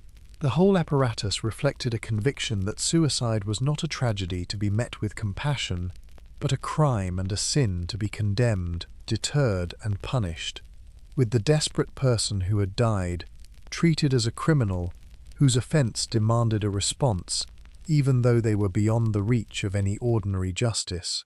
Behind all this lay intense beliefs about the body, the soul, and what came after death. Proper burial in consecrated ground, with the proper rites, mattered enormously, bound up with hopes of salvation and resurrection, and the fear of a restless or damned soul. To be denied it, to be flung into a crossroads grave or a criminal's unmarked pit, to be given to the anatomists, to be left unburied, was a fate that touched something deeper than the body, that threatened the soul's prospects in eternity. This is precisely why denial of proper burial was so powerful a punishment, and why it was deployed against suicides, against executed traitors, against those the community wished to condemn utterly. It reached past death into the world beyond. To the modern mind, which tends to see suicide as a tragedy rooted in suffering and illness, deserving compassion and care, the Tudor response seems almost incomprehensibly harsh, a piling of cruelty and ruin upon people already in the depths of despair, and upon their grieving families. But within the Tudor framework of sin, crime, and the fate of the soul, it followed logically enough a necessary condemnation of a terrible offence, a defence of the moral and spiritual order against those who had violated it in the most drastic way. The compassion we would bring required a different understanding of the mind and its sufferings, an understanding that simply did not yet exist. Let those lonely crossroads graves grow quiet now. We turn to the ordinary violence that ran through Tudor life, accepted as simply part of how the world worked. One of the things that would most quickly unsettle a modern visitor to Tudor Britain, beneath all the spectacular horrors, is something more diffuse: the simple, everyday ordinariness of violence, the degree to which physical force, danger, and sudden death were woven into normal life in a way we have largely, and recently, forgotten. Men of many ranks routinely went armed. The carrying of a knife or a dagger was ordinary, a tool as much as a weapon, but a weapon nonetheless, always to hand. Among gentlemen, the wearing of a sword was a mark of status and a real instrument of violence, and quarrels among the hot-blooded and the proud could escalate, with alarming speed, from words to drawn steel. The culture of honour, especially among the upper ranks, held that insults must be answered, that a man's reputation had to be defended, by force if necessary, and the duel and the sudden violent brawl were real and present features of social life. A wrong word in the wrong company could end in bloodshed, and the violence was not only between gentlemen. Ordinary life had a physical roughness to it, in the alehouse brawl, the festival that turned riotous, the rough games that left players injured, the quick resort to fists and worse in disputes. Drink fueled much of it, as it always has, and the combination of armed men, fierce notions of honour and reputation, hard drinking, and a legal system that took a relatively relaxed view of violence arising from sudden quarrels meant that fights were common and could turn deadly. Life was physically dangerous in a casual, ambient way, quite apart from the spectacular cruelties of the state, simply through the ordinary friction of people living closely in a hard and honour-bound world. This ambient violence extended into the home and the ordinary relations of authority too. The law and custom permitted a good deal of physical correction by those in authority over those beneath them, husbands over wives, masters over servants and apprentices, parents over children, all within limits that were, by our standards, extremely permissive. A degree of physical force in the maintenance of order and discipline was simply expected, accepted, woven into the structure of the household and of society, the means by which the natural hierarchy was enforced. The line that we would draw, sharply, around the use of violence was drawn very differently, and very much further out. What this produced was a world in which a person, particularly a man, lived with the constant low-level possibility of violence in a way most of us, in peaceful modern societies, simply do not. Not the dramatic violence of the scaffold, but the ordinary violence of the quarrel, the brawl, the armed stranger, the disciplinary blow. It was part of the texture of existence, neither remarkable nor, mostly, remarked upon, simply one of the conditions of being alive in that time and place. To survive a Tudor life was, among many other things, to navigate a great deal more everyday physical danger than we are accustomed to, and to think nothing of it, because it was simply how things were. Let that ambient danger ease away now, gently. We are coming toward the end of our long night, and toward the thing that lay beneath all of it, the constant, intimate, accepted presence of death. Among the quieter disturbances of the Tudor world, one that creeps up on the modern mind only after the louder horrors have passed, is the near-total absence of privacy, a condition so foreign to us that it is genuinely hard to imagine living inside it. The privacy we take for granted, the private room, the closed door, the solitary bed, the bathroom no one else may enter, the expectation of being unobserved and unaccompanied for large stretches of the day, was, for most people in Tudor Britain, simply unavailable, an undreamed-of luxury. Homes were small and crowded. Beds were shared, routinely, with family members and sometimes with strangers, several people sleeping together as a matter of course. The very idea of a bed to oneself, a rarity reserved for the rich. Whole families lived, ate, slept, and conducted the entire business of their lives in one or two rooms, in constant close proximity, never alone, never unobserved. Even the most intimate functions were conducted with a frankness and a lack of privacy that we would find mortifying. The disposal of bodily waste happened in shared and public ways, in communal facilities, in chamber pots used in shared rooms, in the open. The grandest houses might have a private close stool, a sort of boxed chamber pot, but even royalty conducted these matters with attendants present, and for ordinary people, the notion that such functions should be entirely private and unwitnessed simply did not exist. The body and its workings were public in a way that strikes us as almost unbearable, lived out in full view of others as a matter of unremarkable routine, and privacy of the mind and the person was equally scarce. In small communities where everyone knew everyone, where households were crowded and walls were thin, and servants were always present, and the church courts policed your morals, and your neighbours watched your comings and goings, the sphere of the genuinely private, the unobserved, the nobody's business but mine, shrank almost to nothing. Your affairs were known, your business was discussed, your failings were noted and, if serious enough, hauled into public view. The modern self, with its cherished inner sanctum, its right to be left alone, its zones of privacy around the body and the home and the personal life, would have been largely incomprehensible. To us, raised on privacy, taught to value our solitude and our personal space, and our right to close the door, this relentless, lifelong exposure sounds like a particular kind of torment, a constant pressure, with no relief, no retreat, no moment of being truly alone and unobserved. But to the Tudors it was simply the water they swam in, the normal condition of human life, and the intense modern craving for privacy would likely have struck them as cold, antisocial, even suspect, a strange desire to hide oneself away from the warm, crowded, communal life that was the natural state of things. What we experience as a basic need, they had largely never known and did not miss. Let that crowded, watched, never alone existence fade gently now. We turn to the deepest and most constant presence in the Tudor world, the one beneath all the others, death itself. Among all the diseases that haunted the Tudor world, and there were many, one deserves a chapter of its own, because it was new, it was mysterious, it was uniquely associated with this very period, and it killed with a speed that turned the ordinary security of a healthy morning into a kind of terror. It was called the sweating sickness, and the English knew it simply as the sweat. The sweat was a thing of nightmares precisely because of how fast it worked. The plague was terrible, but the plague, at least, generally gave you some days. The sweat could kill you in hours.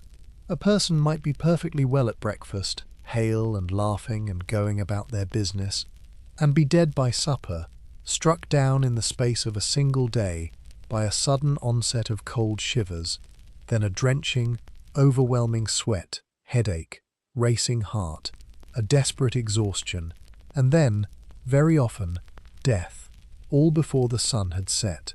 It moved through a person with horrifying speed, and it moved through communities in waves, appearing suddenly, sweeping through a town or a court, and then vanishing again as mysteriously as it had come. and it had a cruel peculiarity that set it apart from the other great killers and made it especially frightening. Where so many diseases preyed hardest on the poor, the weak, the malnourished, the sweat seemed, by many accounts, to strike down the strong, the prosperous, the well-fed, the very people who imagined themselves safe. It carried off the vigorous and the young and the comfortable, the men in their prime, the rising and the fortunate, with a particular and seemingly deliberate appetite. No amount of wealth, no quality of food or lodging, no robustness of constitution offered reliable protection. It was a great and terrifying leveller, and its apparent preference for the thriving made it feel almost malicious, a thing that singled out exactly those who had the most to live for. The doctors of the day were helpless before it. They did not know what caused it, they could not predict it, and they could not cure it. They offered the remedies they had, the keeping warm, the inducing of sweat, the various preparations of their humoral medicine, and the sweat killed or spared, according to no logic anyone could discern. To live through one of its visitations was to live in the knowledge that you might be struck down at any moment, well 1 hour and dying the next, with nothing you or anyone could do to prevent it or to save you once it came. It was sudden death made into an epidemic, and it returned several times across the Tudor decades before, eventually vanishing from history as strangely as it had arrived, never to be definitively identified. And the people lived with it. That is, as always, the astonishing thing. They lived with the knowledge that this swift and capricious killer might appear at any time and carry off the healthiest among them between one meal and the next. And they went about their lives anyway, because there was nothing else to be done, folding even this particular terror into the vast and various company of ways that a Tudor life could suddenly end. It was one more reason that the morning's health guaranteed nothing, one more thread in the constant nearness of death that we will turn to now, one more thing they simply accepted, because acceptance was the only option a hard world left them. Let the sweat pass on now, gently as it always did, and fade into the larger dark. Beneath every other disturbing thing we have looked at tonight lies one vast and fundamental difference between their world and ours, a difference so total that it shaped everything else. The Tudors lived in the constant, intimate, inescapable presence of death, in a way that we, in our comparatively sheltered age, can barely comprehend. Death was everywhere, and it took the young as readily as the old. The death of children was not a rare tragedy, but a common, expected event. A huge proportion of children died in infancy or early childhood, carried off by diseases we now barely think about, and parents could expect, as a normal part of life, to bury several of their children. Childbirth itself was perilous, a leading cause of death among women, so that to be born and to give birth were among the most dangerous things a person could do. And death continued to stalk every stage of life, through disease, accident, infection, the failure of a body that medicine could not help, so that people of every age died constantly, suddenly, and close at hand. And the dead were not whisked away and hidden as they are now. They died at home, in the shared rooms among the family. Their bodies were washed and prepared by their own people, kept in the house, watched over, sat with. Death happened in the midst of life, witnessed by everyone, including children, who grew up entirely familiar with the sight of the dead and the rituals of dying. The deathbed was a public and communal event, surrounded by family and neighbours. The corpse was a familiar presence. The whole machinery of dying, which we have so thoroughly professionalised and removed from view, handing it over to hospitals and funeral homes, so that many modern people reach adulthood having never seen a dead body, was, for the Tudors, simply part of domestic life. This constant presence of death shaped the entire culture. Its religion saturated with the contemplation of mortality and the fate of the soul, its art and writing returning again and again to the brevity of life and the certainty of the grave, its daily consciousness shadowed always by the knowledge that any illness might be the last. that any parting might be final, that death was never more than a breath away for oneself and everyone one loved. People lived with a familiarity with death, an acceptance of it, a constant awareness of it, that we have very largely lost, and that is perhaps the single greatest difference between their inner world and ours. And this, more than anything, is the key to understanding all the rest, all the casual cruelties and spectacles and harshnesses we have walked among tonight. In a world soaked in death, where life was cheap because it was so easily and so frequently lost, where everyone had watched loved ones die and expected to die themselves at any time, the threshold of horror simply sat in a different place. The execution, the plague pit, the dead child, the body in the house were not exceptional intrusions of darkness into a bright and safe existence. They were continuous with the ordinary texture of a life lived always in death's company. The Tudors were not callous. They were intimate with mortality in a way that made many things bearable to them that would shatter us. Precisely because we have been, by the standards of all previous history, extraordinarily sheltered from death. Let that vast shadow soften now, gently. We turn to the price the living body paid, day in and day out, simply to keep going. Here is a dimension of the Tudor world that is easy to overlook, because it left no spectacular images, no heads on bridges or burnings in the square, and yet it was perhaps the most universal disturbing fact of all. Most people, most of the time, were in some degree of pain, and there was very little anyone could do about it. Consider the teeth alone, with no dentistry worth the name beyond the agony of extraction, and with diets that, especially among the sugar-loving rich, rotted the teeth steadily. A great many people lived with chronic dental pain, abscesses, decay, the slow torment of a mouth in ruin, with no relief available but the wrenching out of the offending tooth, itself an agony performed without any effective pain relief. The toothache that we resolve with a quick and painless visit was, for them, a recurring ordeal that many simply endured, for years, as an ordinary fact of life. And it was not only teeth. Without effective pain relief of any kind, every injury, every chronic condition, every slow disease, every worn and damaged joint, was felt in full, endured without the medicines we reach for without a thought. The broken bone that healed crooked and ached forever after, the wound that festered, the chronic illness that ground on for years, the agonies of conditions that medicine could neither cure nor ease.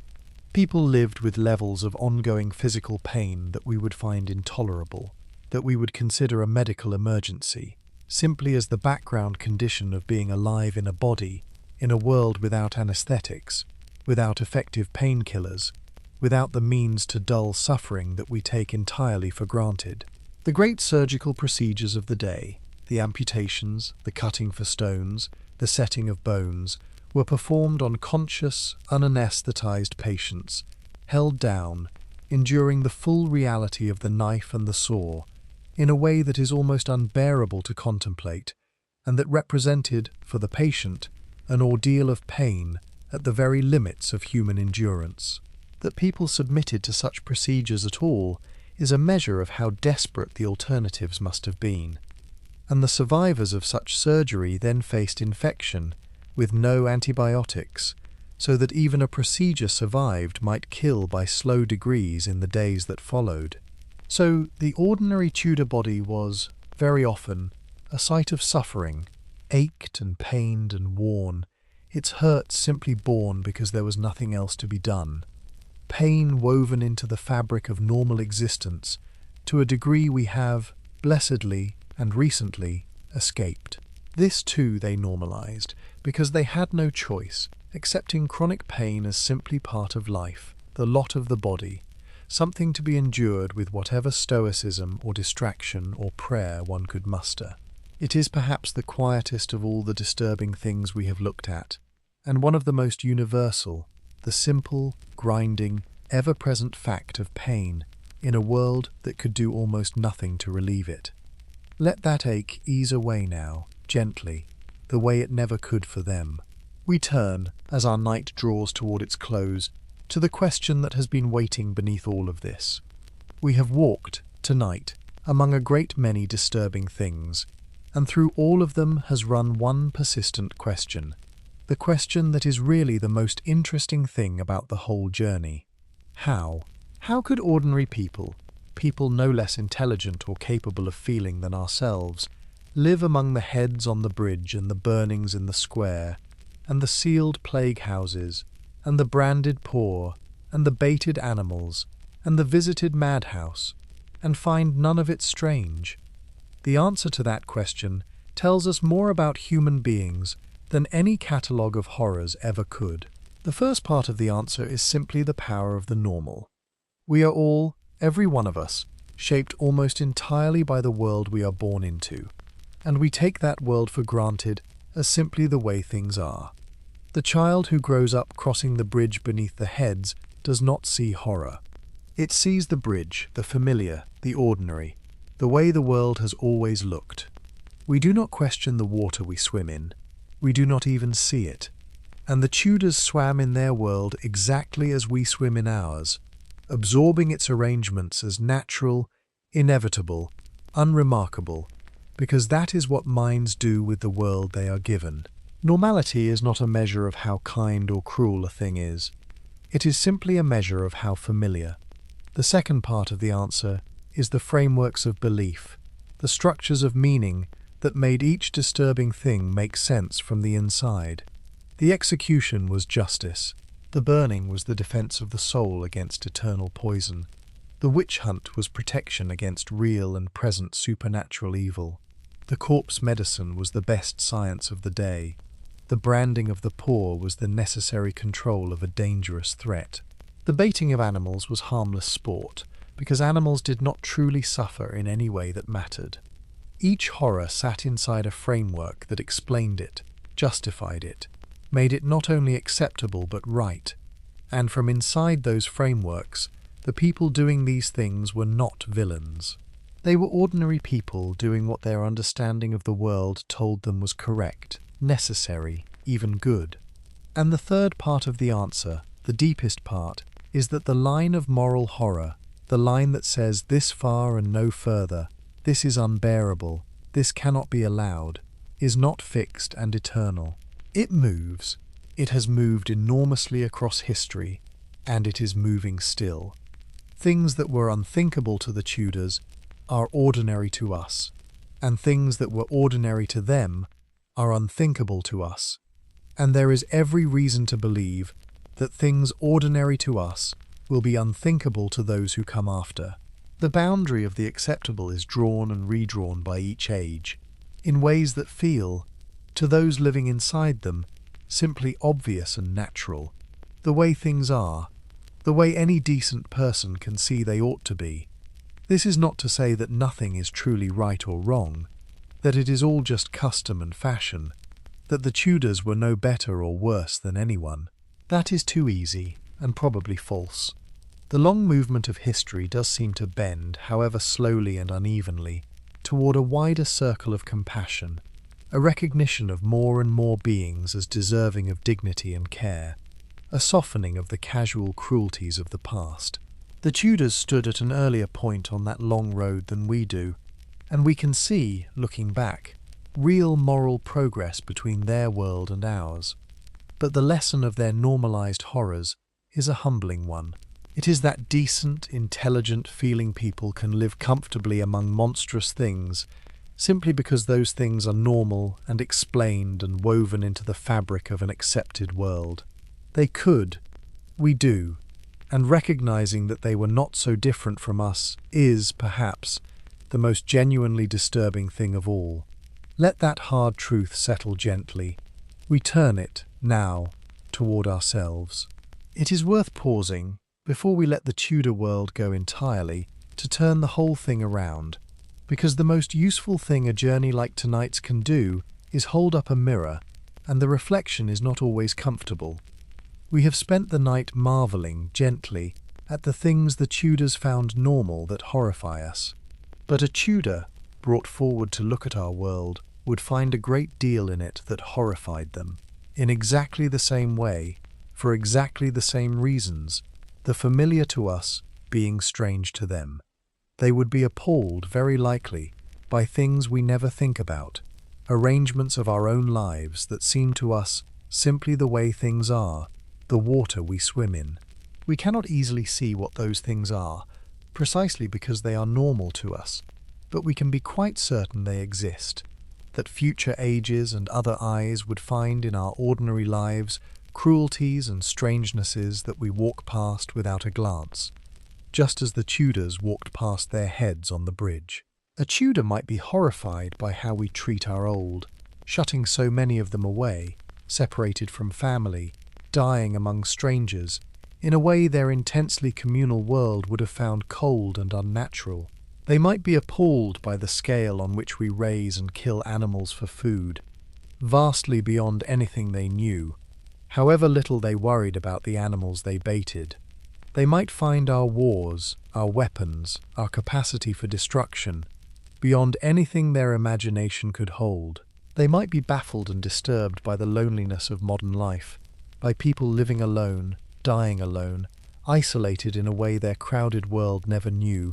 They might find our relationship with our screens, our distraction, our distance from one another even in the same room, a strange new poverty. We cannot know exactly what would horrify them, but something would, and probably a good deal.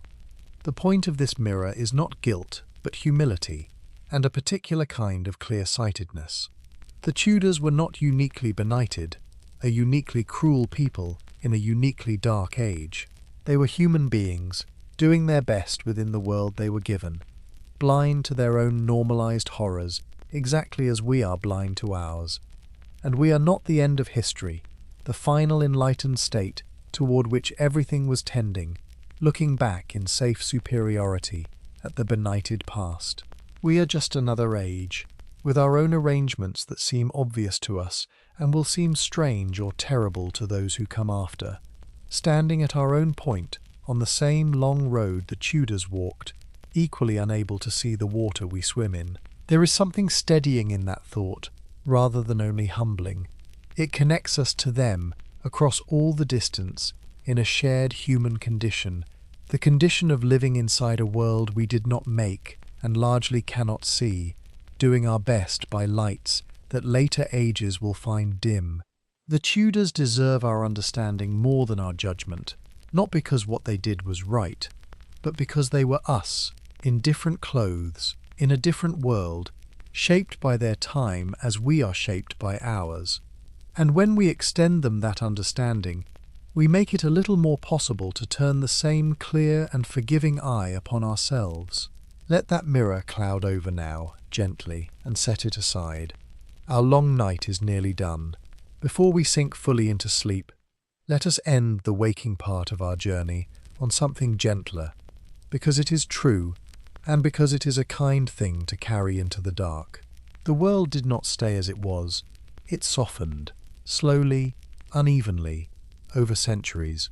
Almost all of the disturbing things we have looked at tonight faded, were questioned, were abolished, were left behind. The heads came down from the bridge and were not replaced. The public executions, the great crowds gathered for a death, dwindled and then ended, and execution itself retreated behind walls and then, in many places, vanished altogether. The burning of people for their beliefs came to be seen as the atrocity it was. The mutilations, the brandings, the pressing, the boiling were abandoned one by one as the law grew, by degrees less savage. The witch hunts burned themselves out, and the belief that had fueled them faded into folklore. The baiting of animals was at last forbidden. The visiting of the madhouse for entertainment gave way, eventually and imperfectly, to the idea that mental suffering deserves care. The casual cruelties to the poor, to children, to the different, were challenged, reformed, slowly replaced by gentler arrangements. Pain itself was conquered, or nearly, by the great discovery of anesthesia, so that the agonies the Tudors simply endured became, for us, largely a thing of the past. None of this happened quickly or cleanly or all at once, and none of it was inevitable.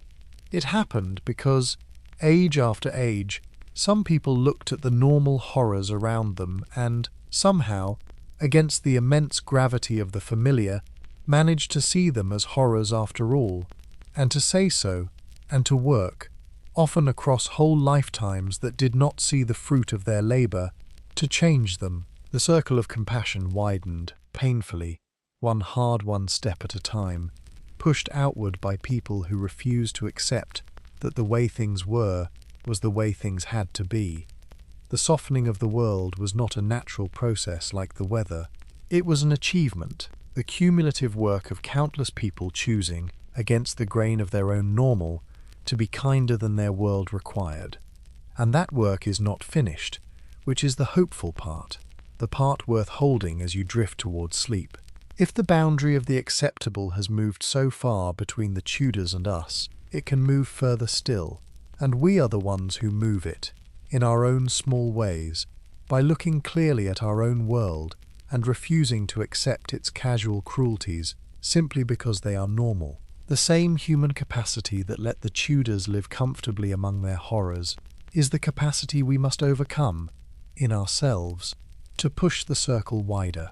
The story of the disturbing things that were once completely normal is, in the end, also the story of how the normal can change, how the unbearable can become the unthinkable, how a world can grow, slowly and against all the weight of habit, more gentle.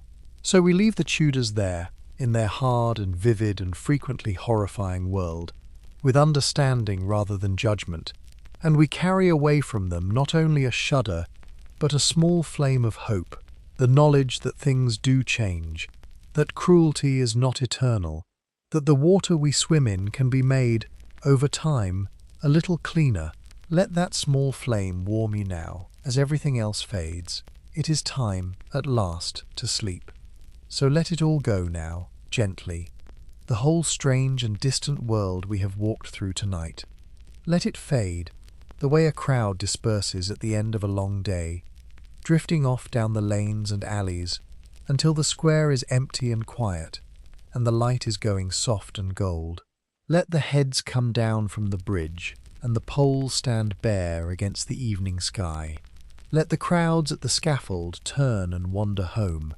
Let the fires gutter out and grow cold, and the sealed houses open their doors, and the dead cart roll to a stop and rest. Let the witch be unbound and the accused walk free, the cunning woman put away her charms, the apothecary close his strange and dreadful shop. Let all of it soften and dim and recede, growing quieter and further away, until it is only a faint and harmless picture in the back of your drifting mind, a story you were told once, long ago, about a world that is gone, because none of it is yours to carry. You were only visiting, remember, looking on from the warm, safe distance of 500 years, and now the visit is over, and you can set the whole heavy, strange weight of it down, here, in the dark, and leave it behind. Those people are all long at peace now, every one of them, the executed and the executioners, the accused and the accusers, the branded poor and the powerful, the sick and the healers, all of them gone these many centuries into the same quiet, beyond all harm and all fear and all the casual cruelties of their hard, bright world. They are resting. They have been resting for a very long time, and now, at last, so can you. Feel the weight of the blanket over you, warm and soft and entirely your own. Feel how the bed holds you, how there is nothing beneath you but the solid, ordinary, safe ground of your own gentle century, a world grown kinder, in 1,000 small ways, than the one we walked tonight. Feel your breathing slow, and your shoulders soften, and the day's small cares loosen their grip one by one, and drift away into the dark like lights going out, gently, across a sleeping town, until there is only you, and the warmth, and the slow rising tide of sleep. There is nowhere you need to be, and nothing you need to do, and no head on any bridge that you must walk beneath, and no bell that will summon you, and nothing in your own kind dark but rest. You are safe, you are warm, you are exactly where you are meant to be, which is here, sinking softly down into the deep and gentle dark, where the night is quiet and kind, and asks nothing of you at all. And if any small fragment of that old strange world still lingers at the edge of your thoughts, some head, some fire, some crowd, let it grow soft now, and slow and harmless, the way a story does as you slip past the edge of it into sleep, the words going gentle and indistinct and far away, the pictures dimming, the whole long night we have shared dissolving quietly into the warm and shapeless dark. You do not have to remember any of it. You do not have to hold any of it. You can simply let it drift off, like everything else, like the day itself, like the last of your waking thoughts, out into the quiet and gone. Good night, traveller. The strange old world is at peace, and so, now, are you. Rest easy, sleep deep. I'll be here, somewhere in the quiet, when you wake.